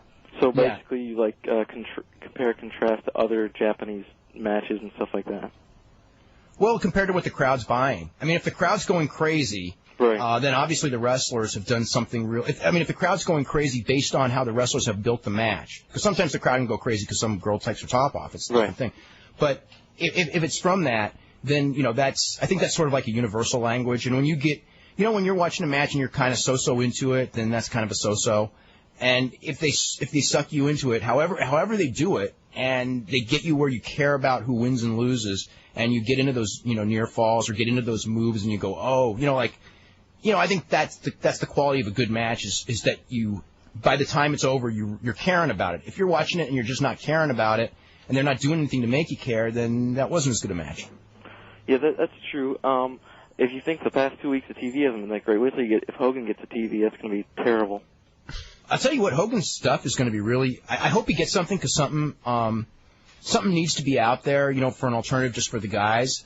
And I don't know that he will get anything, but it's going to be real sad when he gets it, because I think it's going to flop miserably. I just think he's yesterday news, and I think the people that he's going to go with, like your Jim Duggins and stuff. I mean, that nostalgia wrestling, I think people will be into it for one show, because it's like, and then after that, it's like, I just don't see it having legs. I really don't. I mean, because if you think how Vince pushes big guys, imagine what Hogan's going to do. It's the worst. Hogan's going to push his friends, and it's going to be a vehicle for Hogan, and then they're going to fill it up. I mean, the problem is it's not so much big guys as much as I think there's going to be a lot of old guys. Right. Yeah. Well, your show's been amazing the past, whatever I've heard from it. So I hope you do get a new show, and it would be great to hear. I hope so, too. All right, thank you very much. Thanks. Okay. Hey, guys, just a couple more emails here from Johnny. Is there any truth to the rumors that Buff Bagwell is going to sign a multi-$1,000 contract with the Wendy's establishment? Also, a guy writes in with his favorite moments, Tommy, obviously referring to Tommy Dreamer, the last Missy Hyatt show. Tom Zenk's Ole Anderson story about sucking cock for $750,000. I think that story will live forever. Yes. Brian Blair, Lance Russell, Ricky Steamboat, Ray Stevens. That Vince Russo show, because he talked bullshit the whole time. Can't believe he said that they had long-term plans. Fuck him. Bob Mould, awesome show. And Raven, me and my brother were sitting here listening to this yesterday, and my brother asked, what would happen if they ever canceled Dave Meltzer? I said it would never happen. Thanks, guys. I don't think they would ever cancel us to the station. That's the one thing is and I think that's mainly due to the listenership and everything, and this being, such a popular show. I mean, there were periods in Eyada where shows were getting canceled, and the one thing was I knew that we were never going to get canceled. We were going down with the ship. I mean, they were going to last as long as the station lasted. So that was like a good feeling, I guess. Exactly. We got some more here. It says, hey, Dave, Brian, and Al. This is from Jeff. He says, greatest moment, caller ever, the pots and pans guy and all his impersonators. Dave, I've been only listening to your show since Russo took over WCW. That was too long. Yeah, I wanted to thank you for turning me into a solid wrestling fan and showing me things behind the scenes. That was from Hunter. P.S. My name is Hunter, and my anti-drug is smashing my head into the wall in morning of missing Wrestling Observer Live. Paul says, I just want to say thanks for the great times on the show. Hopefully we'll all have taken something great away from your show. And ask Brian when Shawn Michaels is coming back. Just kidding. Never. Yeah. Finally, this one. Hey, speaking of those anti-drug commercials, I want to run down another one. The kid who's anti-drug was writing, and he wrote about drugs. Yeah. And finally, this one from the WWF Public Relations. I don't know if this is true or not. It said, just to let you know, we've had a good think about it, and seeing as we need the publicity, we're happy for our guys to do the show starting tomorrow. Hey, thanks for nothing, you bastards. Charles from California is up next. Charles, what's happening? Hey, how you doing, Dave? Well, hey, doing really good. God, Charles, you've been with us from like day one. Yes, sir. You know what? You guys are actually responsible for me even taking an interest in the internet. I mean, up until then, no one touched the computer in this house except my wife. I stayed as far away from it as possible. That's right. And, when I found out about your show, man, I went out and spent $4,000 on a new computer system and started actually fooling around with the internet. Yeah, and then you get your money back now? Well, no, actually, I'm real competent on the computer now, but I never had to be before. But I just wanted to say, guys, I don't know. I turned the show on about 14 minutes into the show, and I felt like I had just been hit in the back of the head. I couldn't believe what I was hearing. I have to give you guys sincere thanks, Al, Brian, and Dave. You guys have definitely been a class act. It's been great for me as one of the older callers to get a chance to listen to and actually talk to some of the legends that I grew up watching. To hear that's been so much. That's been so much fun for me too.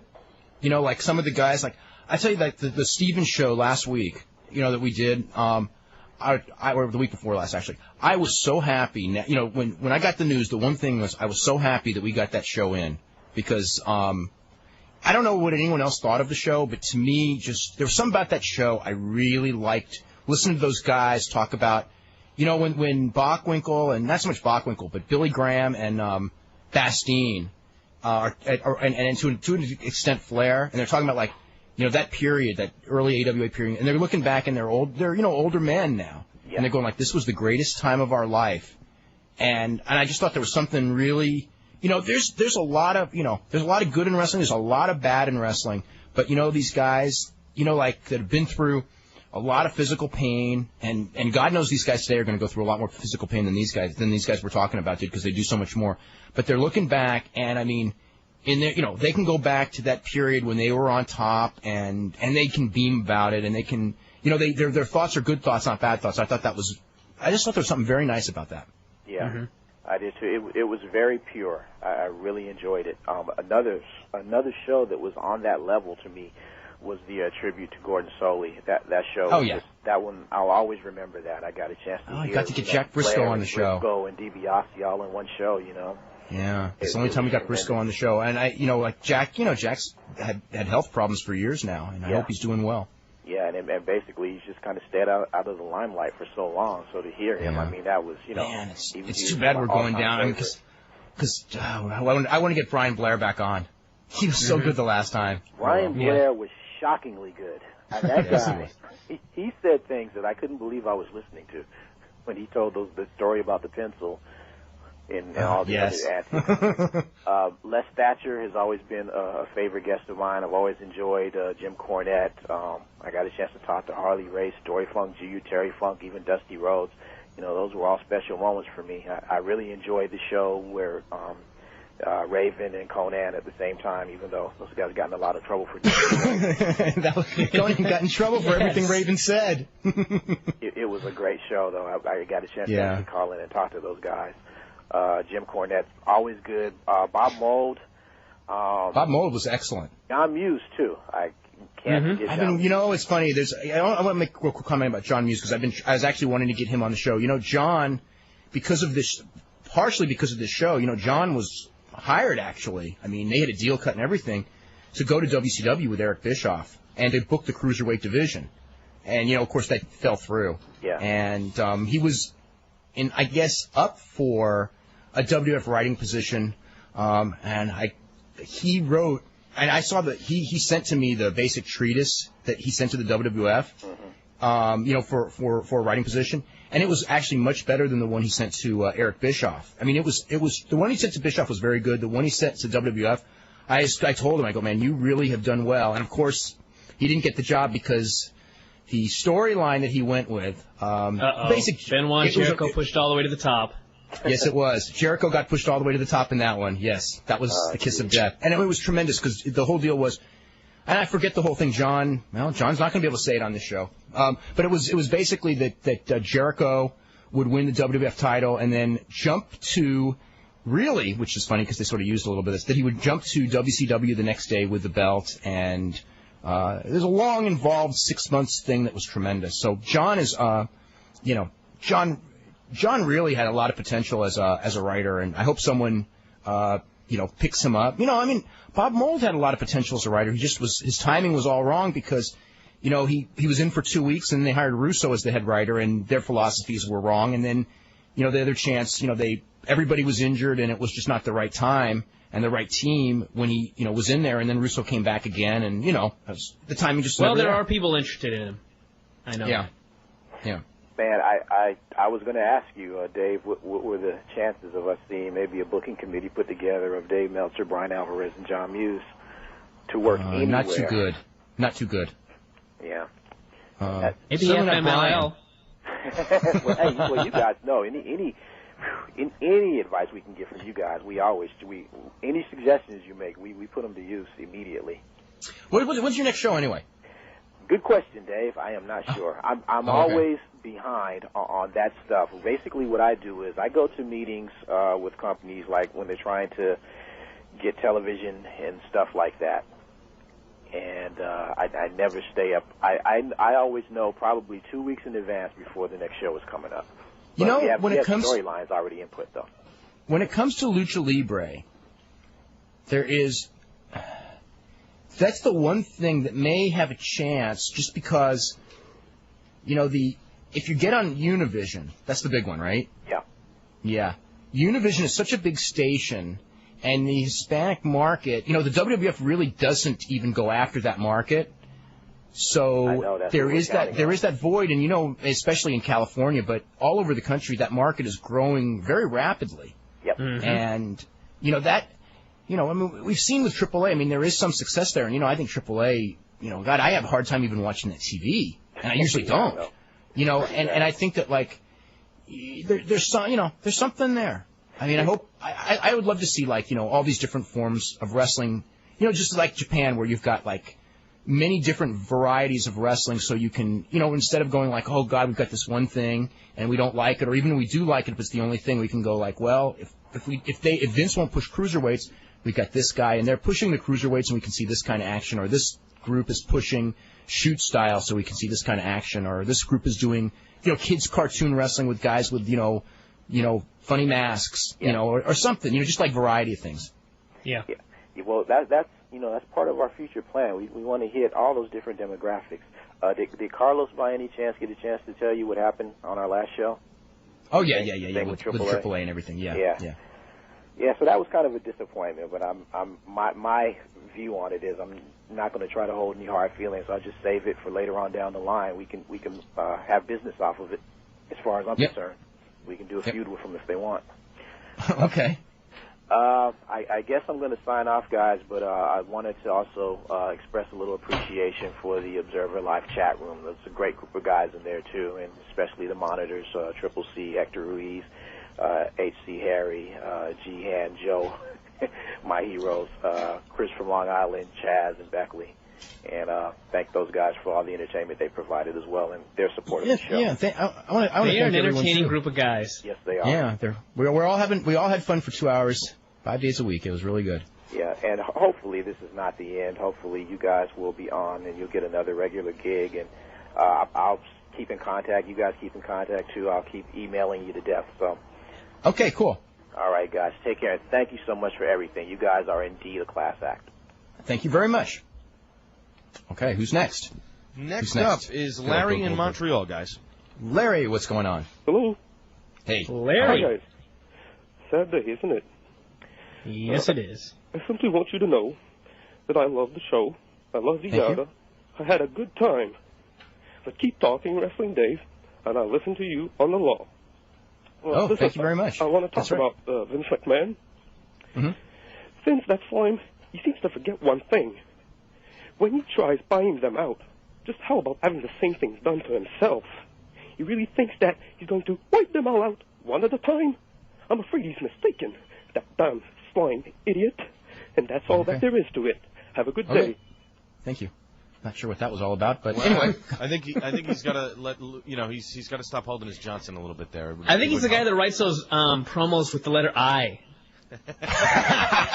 God, I know.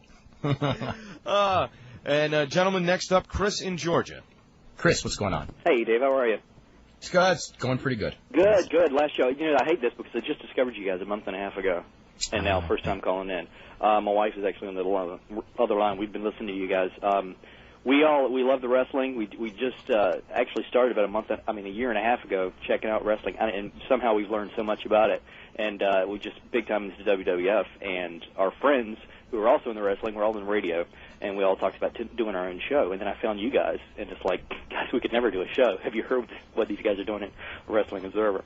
And being in radio, man, I think she sent you an email earlier.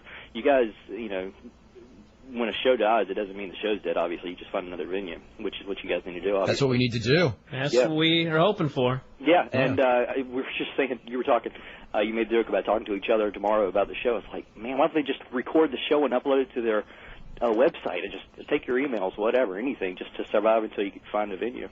But I want to talk to you about a couple of things, actually. OVW, first of all. You guys have talked about how great OVW is. And I don't want to say it's great. It's a great, but it's great that the WWF has it.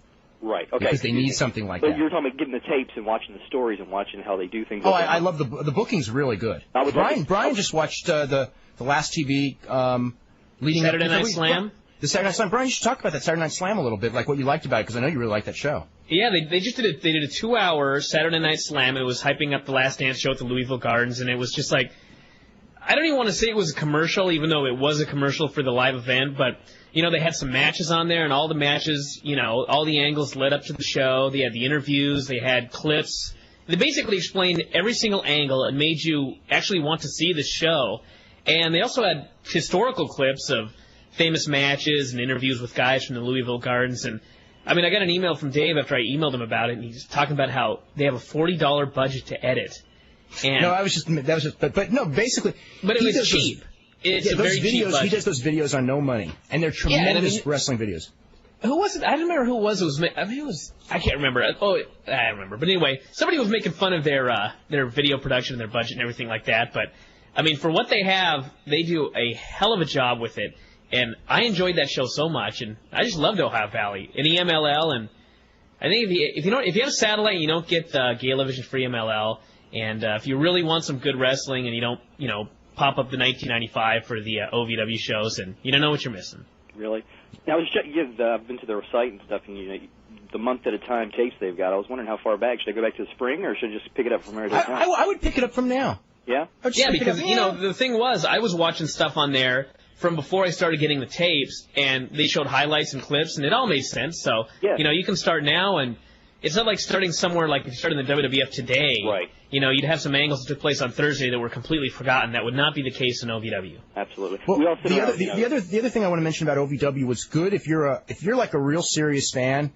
You're going to see all these guys, because not all of them, but there's 3 or 4 of these guys that, you know, 5 years from today, they're going to be, you know, superstars in this business, and you're going to say, you know, hey, I saw, whether it's Randy Orton or Brock Lesnar or, you know, whomever, you know, I saw them before anyone else saw them. And, you know, I saw their, you know, not so much their first matches now because, you know, they've been around for a little while, but their early matches, and it's just kind of fun. You know, that's plus one so of the many things, fresh faces, you know? Right. Yeah. Exactly. Yeah, they're fresh faces. You know, that's one of the things also I like about the Japanese when they do the pay-per-views is the first and I enjoy the first and second matches often more than the main events, because I'm looking at these guys going like, hey, I can see the future of Japanese wrestling with, like, you know, Hiroshi Tanahashi or Katsuyori Shibata. You know, whereas, like, you know, like Chono, I mean, yeah, Chono's a big star, and he's in rough shape right now, by the way. He's in the hospital. And I don't know any more details about it. But it's like, you know, Chono's not going to show me anything new. I mean, these guys, they're going to get better every time I watch them, so it's kind of fun to see them at this level.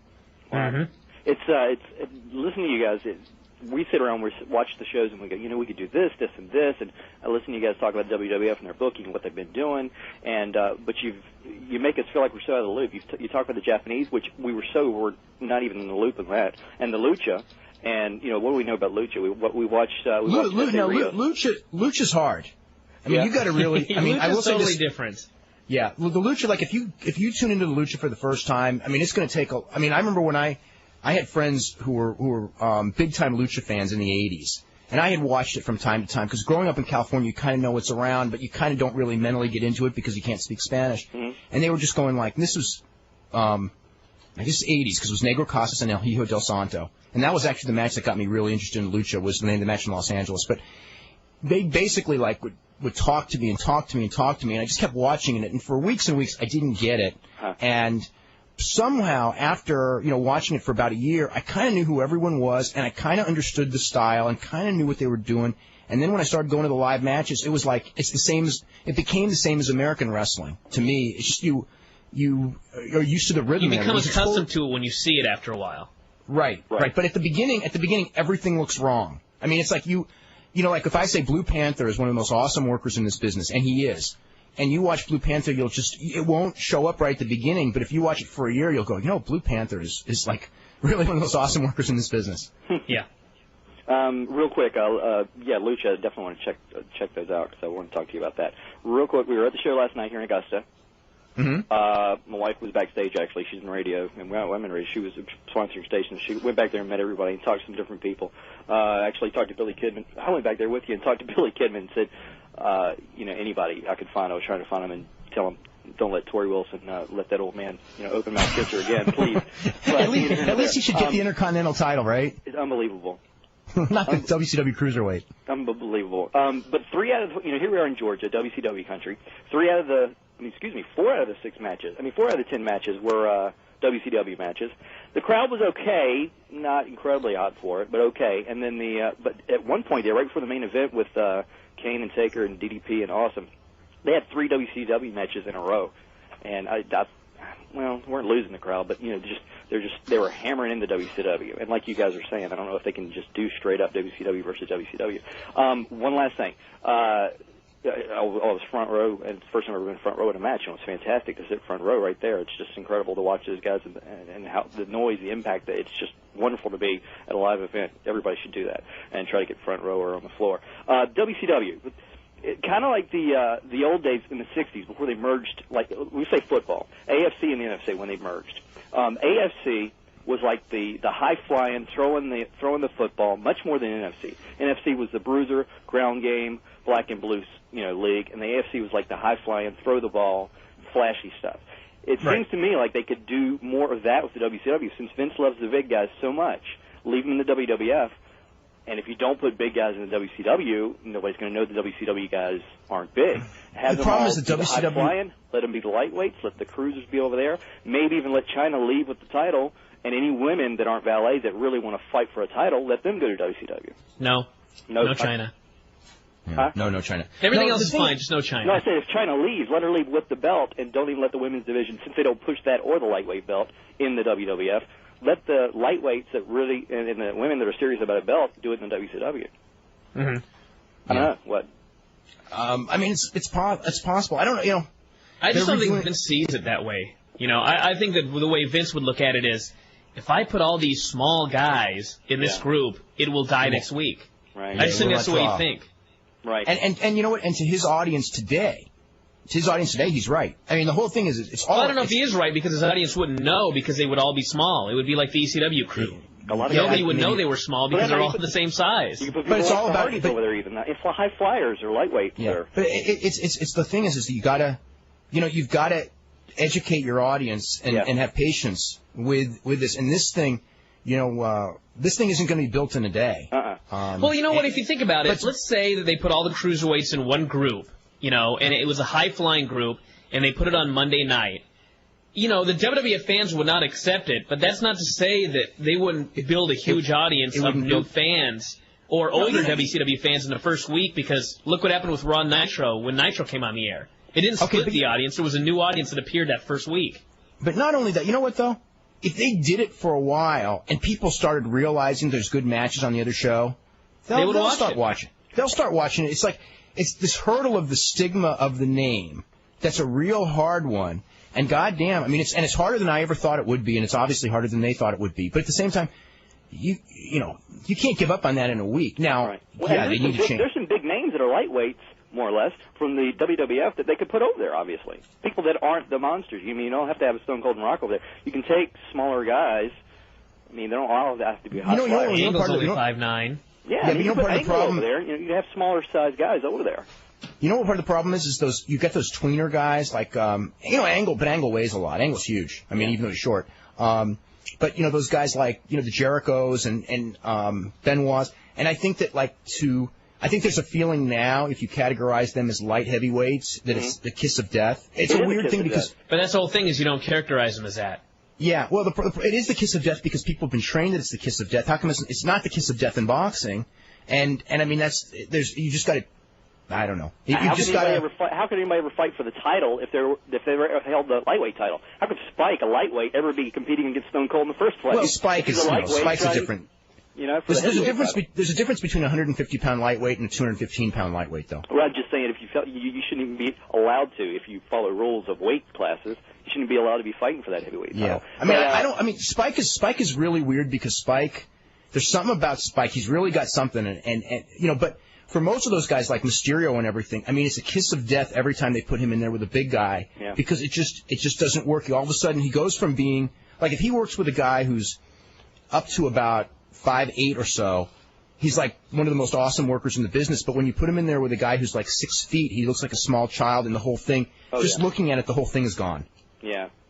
All right. Well, guys, you did a fantastic job. Keep us up to date, obviously, on the website, what's going to happen and where the show's going to show up again, because I'm not saying it's going off the air. It's just going off of Eyada. You're going somewhere else, obviously. I hope so. Point. And, if anyone's listening that's got ideas, we've been sitting here for the last somebody hour wants to put us on the radio, we're available as of 5 o'clock. Yeah, we've been talking about radio. Dave is very partial to that Ole Anderson story, if you know what I mean. And no, I don't go that far, but. All right, well, I'll only suck cock if it's $1 million, not 750. Now I've got my priorities too. All right, thanks, guys. Okay. Thanks. Thank you very much. Todd in Maryland is up next. Todd, thanks for calling, Todd. Hey, how what's you doing? up, Dave? Brian, how you guys doing? Hey. Hey, just called to praise you guys and say how much I enjoyed the show for the last couple of years. It's been such a great show and such a great utility. You guys have done such a great job, and Al as well, the call screener with a potty mouth but the heart of gold. That is Al. And I just sort of wrote down some things that I really thought this show really did over the last couple of years, because I think it really has had quite an impact in wrestling. The three sort of things that struck me were the fact that it's you made Billy Gunn get a haircut. What? That's right. Yeah, probably. That is my crowning moment in life. And how appropriate that on the day that Buff Bagwell will be cut by the WWF, that Eyada would also have lost the air. We got fired the same day as Buff Bagwell. Oh my God. Yeah, that's not one to write on the resume. But one thing is the fact that it's really linked the wrestlers and the fans. And one thing that I think in hearing all these fans and being able to have them, sort of have this discourse with people on the internet, it sort of linked the wrestlers with the fans in a way that I don't think has really happened in the past, where, you could have people writing about it, but there wasn't that real interaction between people who really loved wrestling and, the wrestlers themselves. And through the show, a lot of the wrestlers have really been able to, explore, their different sides and really sort of become more related to the people. And I think that's a good thing. And then as well, it's sort of open horizons. And I think, the internet, a lot of people on the internet are really accustomed to sort of their WWF stuff, and I think that the shows open up a lot of eyes, and a lot of people are talking about Japan or Mexico or mixed martial arts or even older stars that people who don't read the Observer, the Figure 4, have an interest in history. They've sort of been exposed to it and been dragged kicking and screaming into a more full understanding of what wrestling is, which I think is really important if you're going to be a wrestling fan. And then the third thing, which I think is most important, is just sort of the discourse. And, with the Observer and for so many years, there's so much, that you can get from reading the Observer. But there's so much that you also miss in not being able to sort of interact and being able to send emails and, just sort of talking about things and, sort of having this free flow discussion, to carry out through the days. And I think that's been really great, too. Anyway, so those are sort of the things that I thought were great. And since you guys are sort of going off the air here, I think I should give a cheap plug to the Figure 4 and Observer, since all the people out there who are listening are probably, there are a lot of them who don't subscribe to either of those, and they're such great publications. I mean, I've been reading the Observer since I was 14. I mean, I can't imagine, And you have it all memorized. I mean, geez, like on that last poll question, come on. It's such an incredible utility to people who want to know about wrestling. And if you want to know like what's going on, and you know what, the back issues, because now every couple of weeks I look back at the back issues, and it's like I'm reading my own stuff, so it sounds kind of funny. But there's really it's not so silly saying this, but you really learn a lot and remember a lot when you go through some of those back issues of some of the big stories. Because like today I was reading about like when Ric Flair got fired by WCW in 1991, and I'm going through this, and I'm going like, God, this was quite an interesting, stupid story, if you know what I mean. Plus, so much of it relates to today that you can learn more about what's going on today by reading about what happened.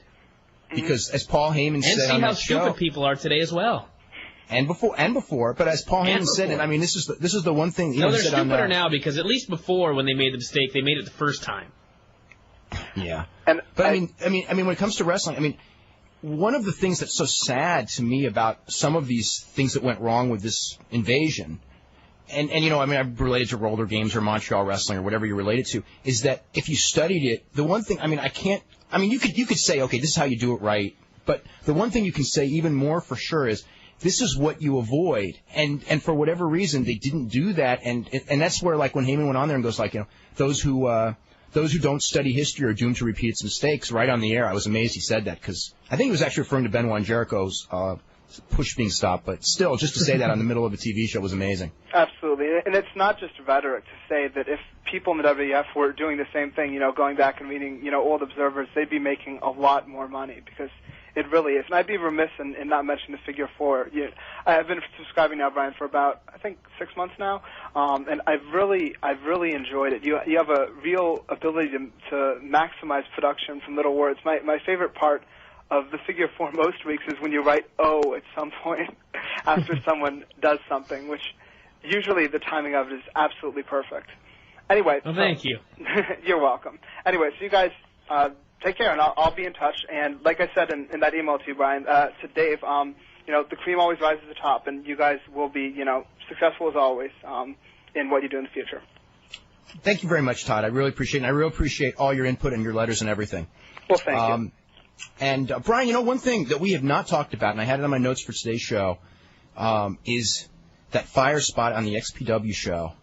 And, if there's one thing that I would hope that if this show could do some good in wrestling, is that there are, I just wish, we've seen in the last couple of weeks a slew of injuries, probably the likes of which I don't know that I've ever in my life seen in wrestling. I mean, even with All Japan, those guys got banged up because of 10 and 15 years of taking incredible punishment in incredible matches. But, what we've seen... Not at this rate. Not at this rate. That's the whole point. At this rate, WWF, we've got, all of these guys hurt all at the same time. Serious injuries with Benoit and Triple H for different reasons. Austin and Angle for also different reasons. But it all relates to the fact that, these guys are working really, really, really hard to entertain us. And sometimes they go too far, and the human body can only take so much. Okay, and then there's the things that happen. There's the just constant years of abuse injuries or something where you're going to land wrong. But then there's what happened with that fire, and it's like, I know guys have done fire spots and not gotten too badly burned in the past, but you can never predict it. And I think the fire thing really bothers me because one, it turns wrestling into a freak show. Okay, it's not like there's no skill. Any one of us can go through a table that's lit on fire. If we drink enough alcohol and don't care, and you know what I'm saying. Whereas we cannot construct a good match. But like what happened with that spot in the XPW match, it's like you had someone who was inexperienced pouring too much lighter fluid. Okay, and then you never know how fire is going to burn. And it's like, it's a matter of time. If you're going to be putting people through tables on fire, it's a matter of time before the ring catches on fire, before a real fire takes place and something real serious happens. If it didn't already happen Saturday, it's going to happen. And I just wish, like, some of these promotions, I suppose they just kind of wise up and go hey, we're promote some wrestling and not promote a freak show. I don't know. I think I'm saying this really bad, but it really got me mad because the previous Saturday, I think it was in Georgia, at the Bill Barron show, a guy got burned, with a fire spot because you can't predict fire. And then the next week, someone does, and of course, no one's paying attention to what's going on anywhere else in wrestling. They're just out there to top ECW. So these guys want to top this fire spot, and then the guy gets burned really bad because of it. And it's shouldn't somebody learn from the fact that guys get burned? These burns. I don't know. I just think it's so stupid for a momentary pop that doesn't even mean anything afterwards. I just wonder why they do it. Because, are they doing this because they want a job in the big time? Are they doing this because they want to get to the WWF? They're doing it for a pop to get over, as a way to get over, which a lot of people take a lot of punishment. Well, who cares if you get a pop and get over? Why are they doing that? Do they want to go to the WWF? That's my question. No, I because don't think if they those people do, have then illusions. they're even dumber than they realize. Because I don't think if you look at those ECW guys, you don't think they want to go there? The XPW guys, Supreme, I don't. If they had, if a guy like that had illusions to do that, instead of going through fire, he would go to the gym and take steroids. Not that I'm advocating. But maybe he doesn't understand that because he sees all these ECW guys that have made it to the WWF. Yeah, but what people have to realize is Sandman is not in the WWF, and Sabu is not in the WWF. They are nowhere. Sabu's and it got a takes whole absolutely no career. talent, like you said, to light yourself on fire, or cut yourself with glass, or cut yourself with barbed wire. And if you're backstage at a WWF show, and you're standing there with your head all scarred up and burns on your arm, and you're going, oh, you had a tough hardcore match this weekend, they're going to look like you are such a loser, and you will never get a chance, ever. Yeah. Anymore, let's get a couple calls in before we got to get out of here. Chris in Texas is up next. Chris, what's happening? Not much. I was thinking about this being your guys' last show and the nostalgia of what Nitro was when they had the main event, Sting and Ric Flair. Oh, the last one? Mm-hmm. Mm-hmm. Oh, maybe we can get, yeah. And how, 10 years ago, the main event at the Great American Bash was Sting and Flair. And I mean, between then and now, 1990, 11 years ago, yeah. Yeah. I mean, I've been watching wrestling since Hogan and Ultimate Warrior were main eventing Toronto at WrestleMania 6. Oh, yeah, 1990 Skydome, yeah. Yeah, and I mean, it's changed incredibly. I mean, ECW... And will continue to. I mean, ECW coming along, and then they die, and then just reintegrating everything into the WWF. I mean, you've got WCW versus WWF. People thought that would never happen, and now it has. And now they wish it hadn't. No. Well, yeah, most people do. Again, it'll all change tonight, so maybe, I'm just sad that we're not going to be on the air tomorrow to talk about tonight's show. Yeah, I mean, I'd love to be here tomorrow, listening to you guys say something about tonight's show, and SmackDowns and Raws and pay-per-views that are upcoming. But I mean, times change, and I hope you guys come back however you guys can do it. Yeah, I do too. I mean, I've been watching or listening to the show, since Vince Russo was talking his little crap about how it was a ratings draw then. I mean, say that. But I mean, with China, Mick Foley, everybody has made an impact for your show, and I mean, that's why I've kept on listening and everything else. Well, thanks very much. And I mean, what was it? I was listening earlier in the show about one of you thinking that WrestleMania this year, with the main event being Rock and Austin, was one of the greatest. And I mean, you had 2 years ago, WrestleMania 15, Rock and Austin, and I mean that blew away not the Anaheim Pond, but where was it? Which one? The WrestleMania, the first time Rock and Austin WrestleMania? Yeah, the first Austin Rock. Yeah, that was a good match too. Yeah, I mean, I don't think it was nearly as good as the one that they just had, though. Yeah, I mean, you've had WrestleManias that have just blown people's minds and everything. In good ways and bad. There's some good ones and bad ones. We got to get running because I want to get in one or two more calls before we got out of here. Okay. Okay. Hey guys, one quick email from Bob Mould, who was a recent guest on the show, and he says, thanks to all you guys for the most entertaining talk show in wrestling as well as the internet. I hope for nothing but good things for you. Al, it was a pleasure and thrilled to be an in-studio guest, and I'm sure everything will work out fine for you in your future endeavors. Again, send my best to Dave and Brian. It's been fun to be a listener, and again, that's real rare in the radio world. I'll miss the show a lot. Best regards, Bob Mould. One last story. Wednesday afternoon bathroom break booking meeting, the week where we found out Liger was coming for 2 weeks. And this is Russo. Bob, do you think I'm a racist? Mould. No, but I think maybe some of your ideas could be misconstrued as such. Lewis from Arizona is up next. Lewis, what's going on? Hey, what's up, Dave? What's up, Brian? Hey. I just wanted to call in and thank you guys for such an awesome show. I found you guys in November '99. I've been on a couple times, and I got to talk to Bobby Heenan and Chris Candido and, talk to you guys, and it's been a hell of a time, man. Thanks. And, Brian, you're still the funniest man in pro wrestling, and you're the only other guy besides me that loves Octagon Cito. That's right. Everyone loves Octagon Cito. Don't kid yourself. Dude, he's the man, dude. And it's been fun talking to you on the message board, and we'll all keep in touch.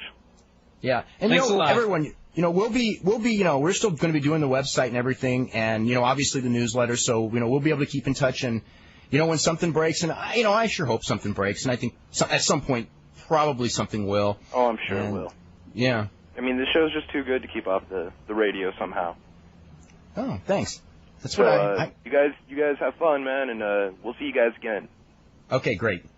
Anytime, Al, anytime for anybody else? Or Yeah, we got one more Mike in New York. Hey, Dave. Mike. I'm going to miss Mike, the you're the show, last. you know what I mean, Dave?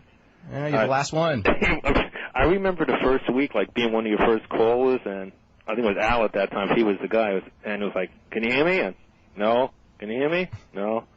I never forget being on when Bob Ryder was on, and you two were going back, and I was like I was on the air with you guys and asking questions with like an uncomfortable silence between you and Bob there. That was douche chill theater, you know what I mean, man? Wow. I don't remember that being uncomfortable. Well, you were the caller on the air. And wanting to try to break really, in. I remember doing that show, and I don't remember being uncomfortable for a second on that show. It was uncomfortable. I was trying to break in, and there was the sound. I was like saying, "Can I raise my hand?" That sounds like me. Oh man, I remember. I remember. You know what? When I heard, I didn't have my web TV yet then. I couldn't hear Russo. But when I heard about Russo, I said, "That's nothing new, man." I remember calling up John Arezzi's show to speak to Dave and stuff. Russo was the con then. Russo was the biggest con then. You know what's funny about that is John Arezzi. I just heard from John Arezzi, and I was actually trying to get him on this show. Believe How's it or he not. doing? How's he doing? He's working in Nashville, Tennessee. Really? Wow. And he's working I think he's working in the country music business. Believe it or not. Yeah, I remember. And he just for those, John Arezzi did a show like this, like back in the 80s and early 90s. The Spotlight. The Pro Wrestling Spotlight on WEBD, was it? No, it was at GBB Sundays at noon. Then it went to New York. Then, like, Russo pulled a coup d'etat. You know what I mean? Through Vince. But it was I don't know if it was the first show of its type, but it was one of the first. And he wrote and he said he's very, very happy away from wrestling. I mean, because he tried to promote wrestling. And, I remember that. Hey, he was actually one of the guys who was very responsible for bringing AAA to the United States. And they had a big run for a couple of years before it just. Pena, it just fell apart. What can I say? They had some awesome shows in the United States, back in 93, 94, and they were actually drawing better than the WWF at the time, which was pretty strange. Sorry, guys, I had to let Mike go. We are just about out of time. And We're out of time. Yeah, I just want to say to the both of you guys, it's been a lot of fun. This isn't the end. I think that this show is going to continue in some way and in some capacity, and it's been great working with the two of you guys. You guys have been, kick-ass, and I've had a lot of fun, and it's sad to see this show go. Yeah. Al, Dave, you were both the man. I don't know how you could both be at the same time, but you were.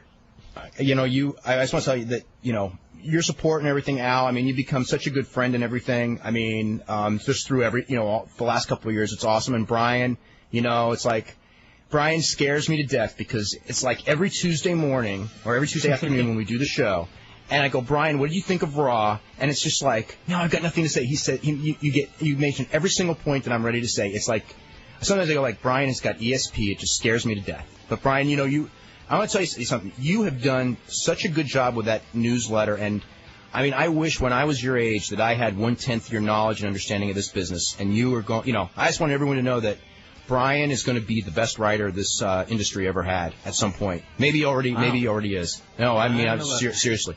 So anyway, just wanted to say thank you very much. I appreciate everything that you've done for me, and same with Al. And hopefully, this is, like Al said earlier today, just the beginning. Okay, and thanks for all the callers. Thanks to Bob Meyerowitz for giving us the chance, and we'll see everybody down the line.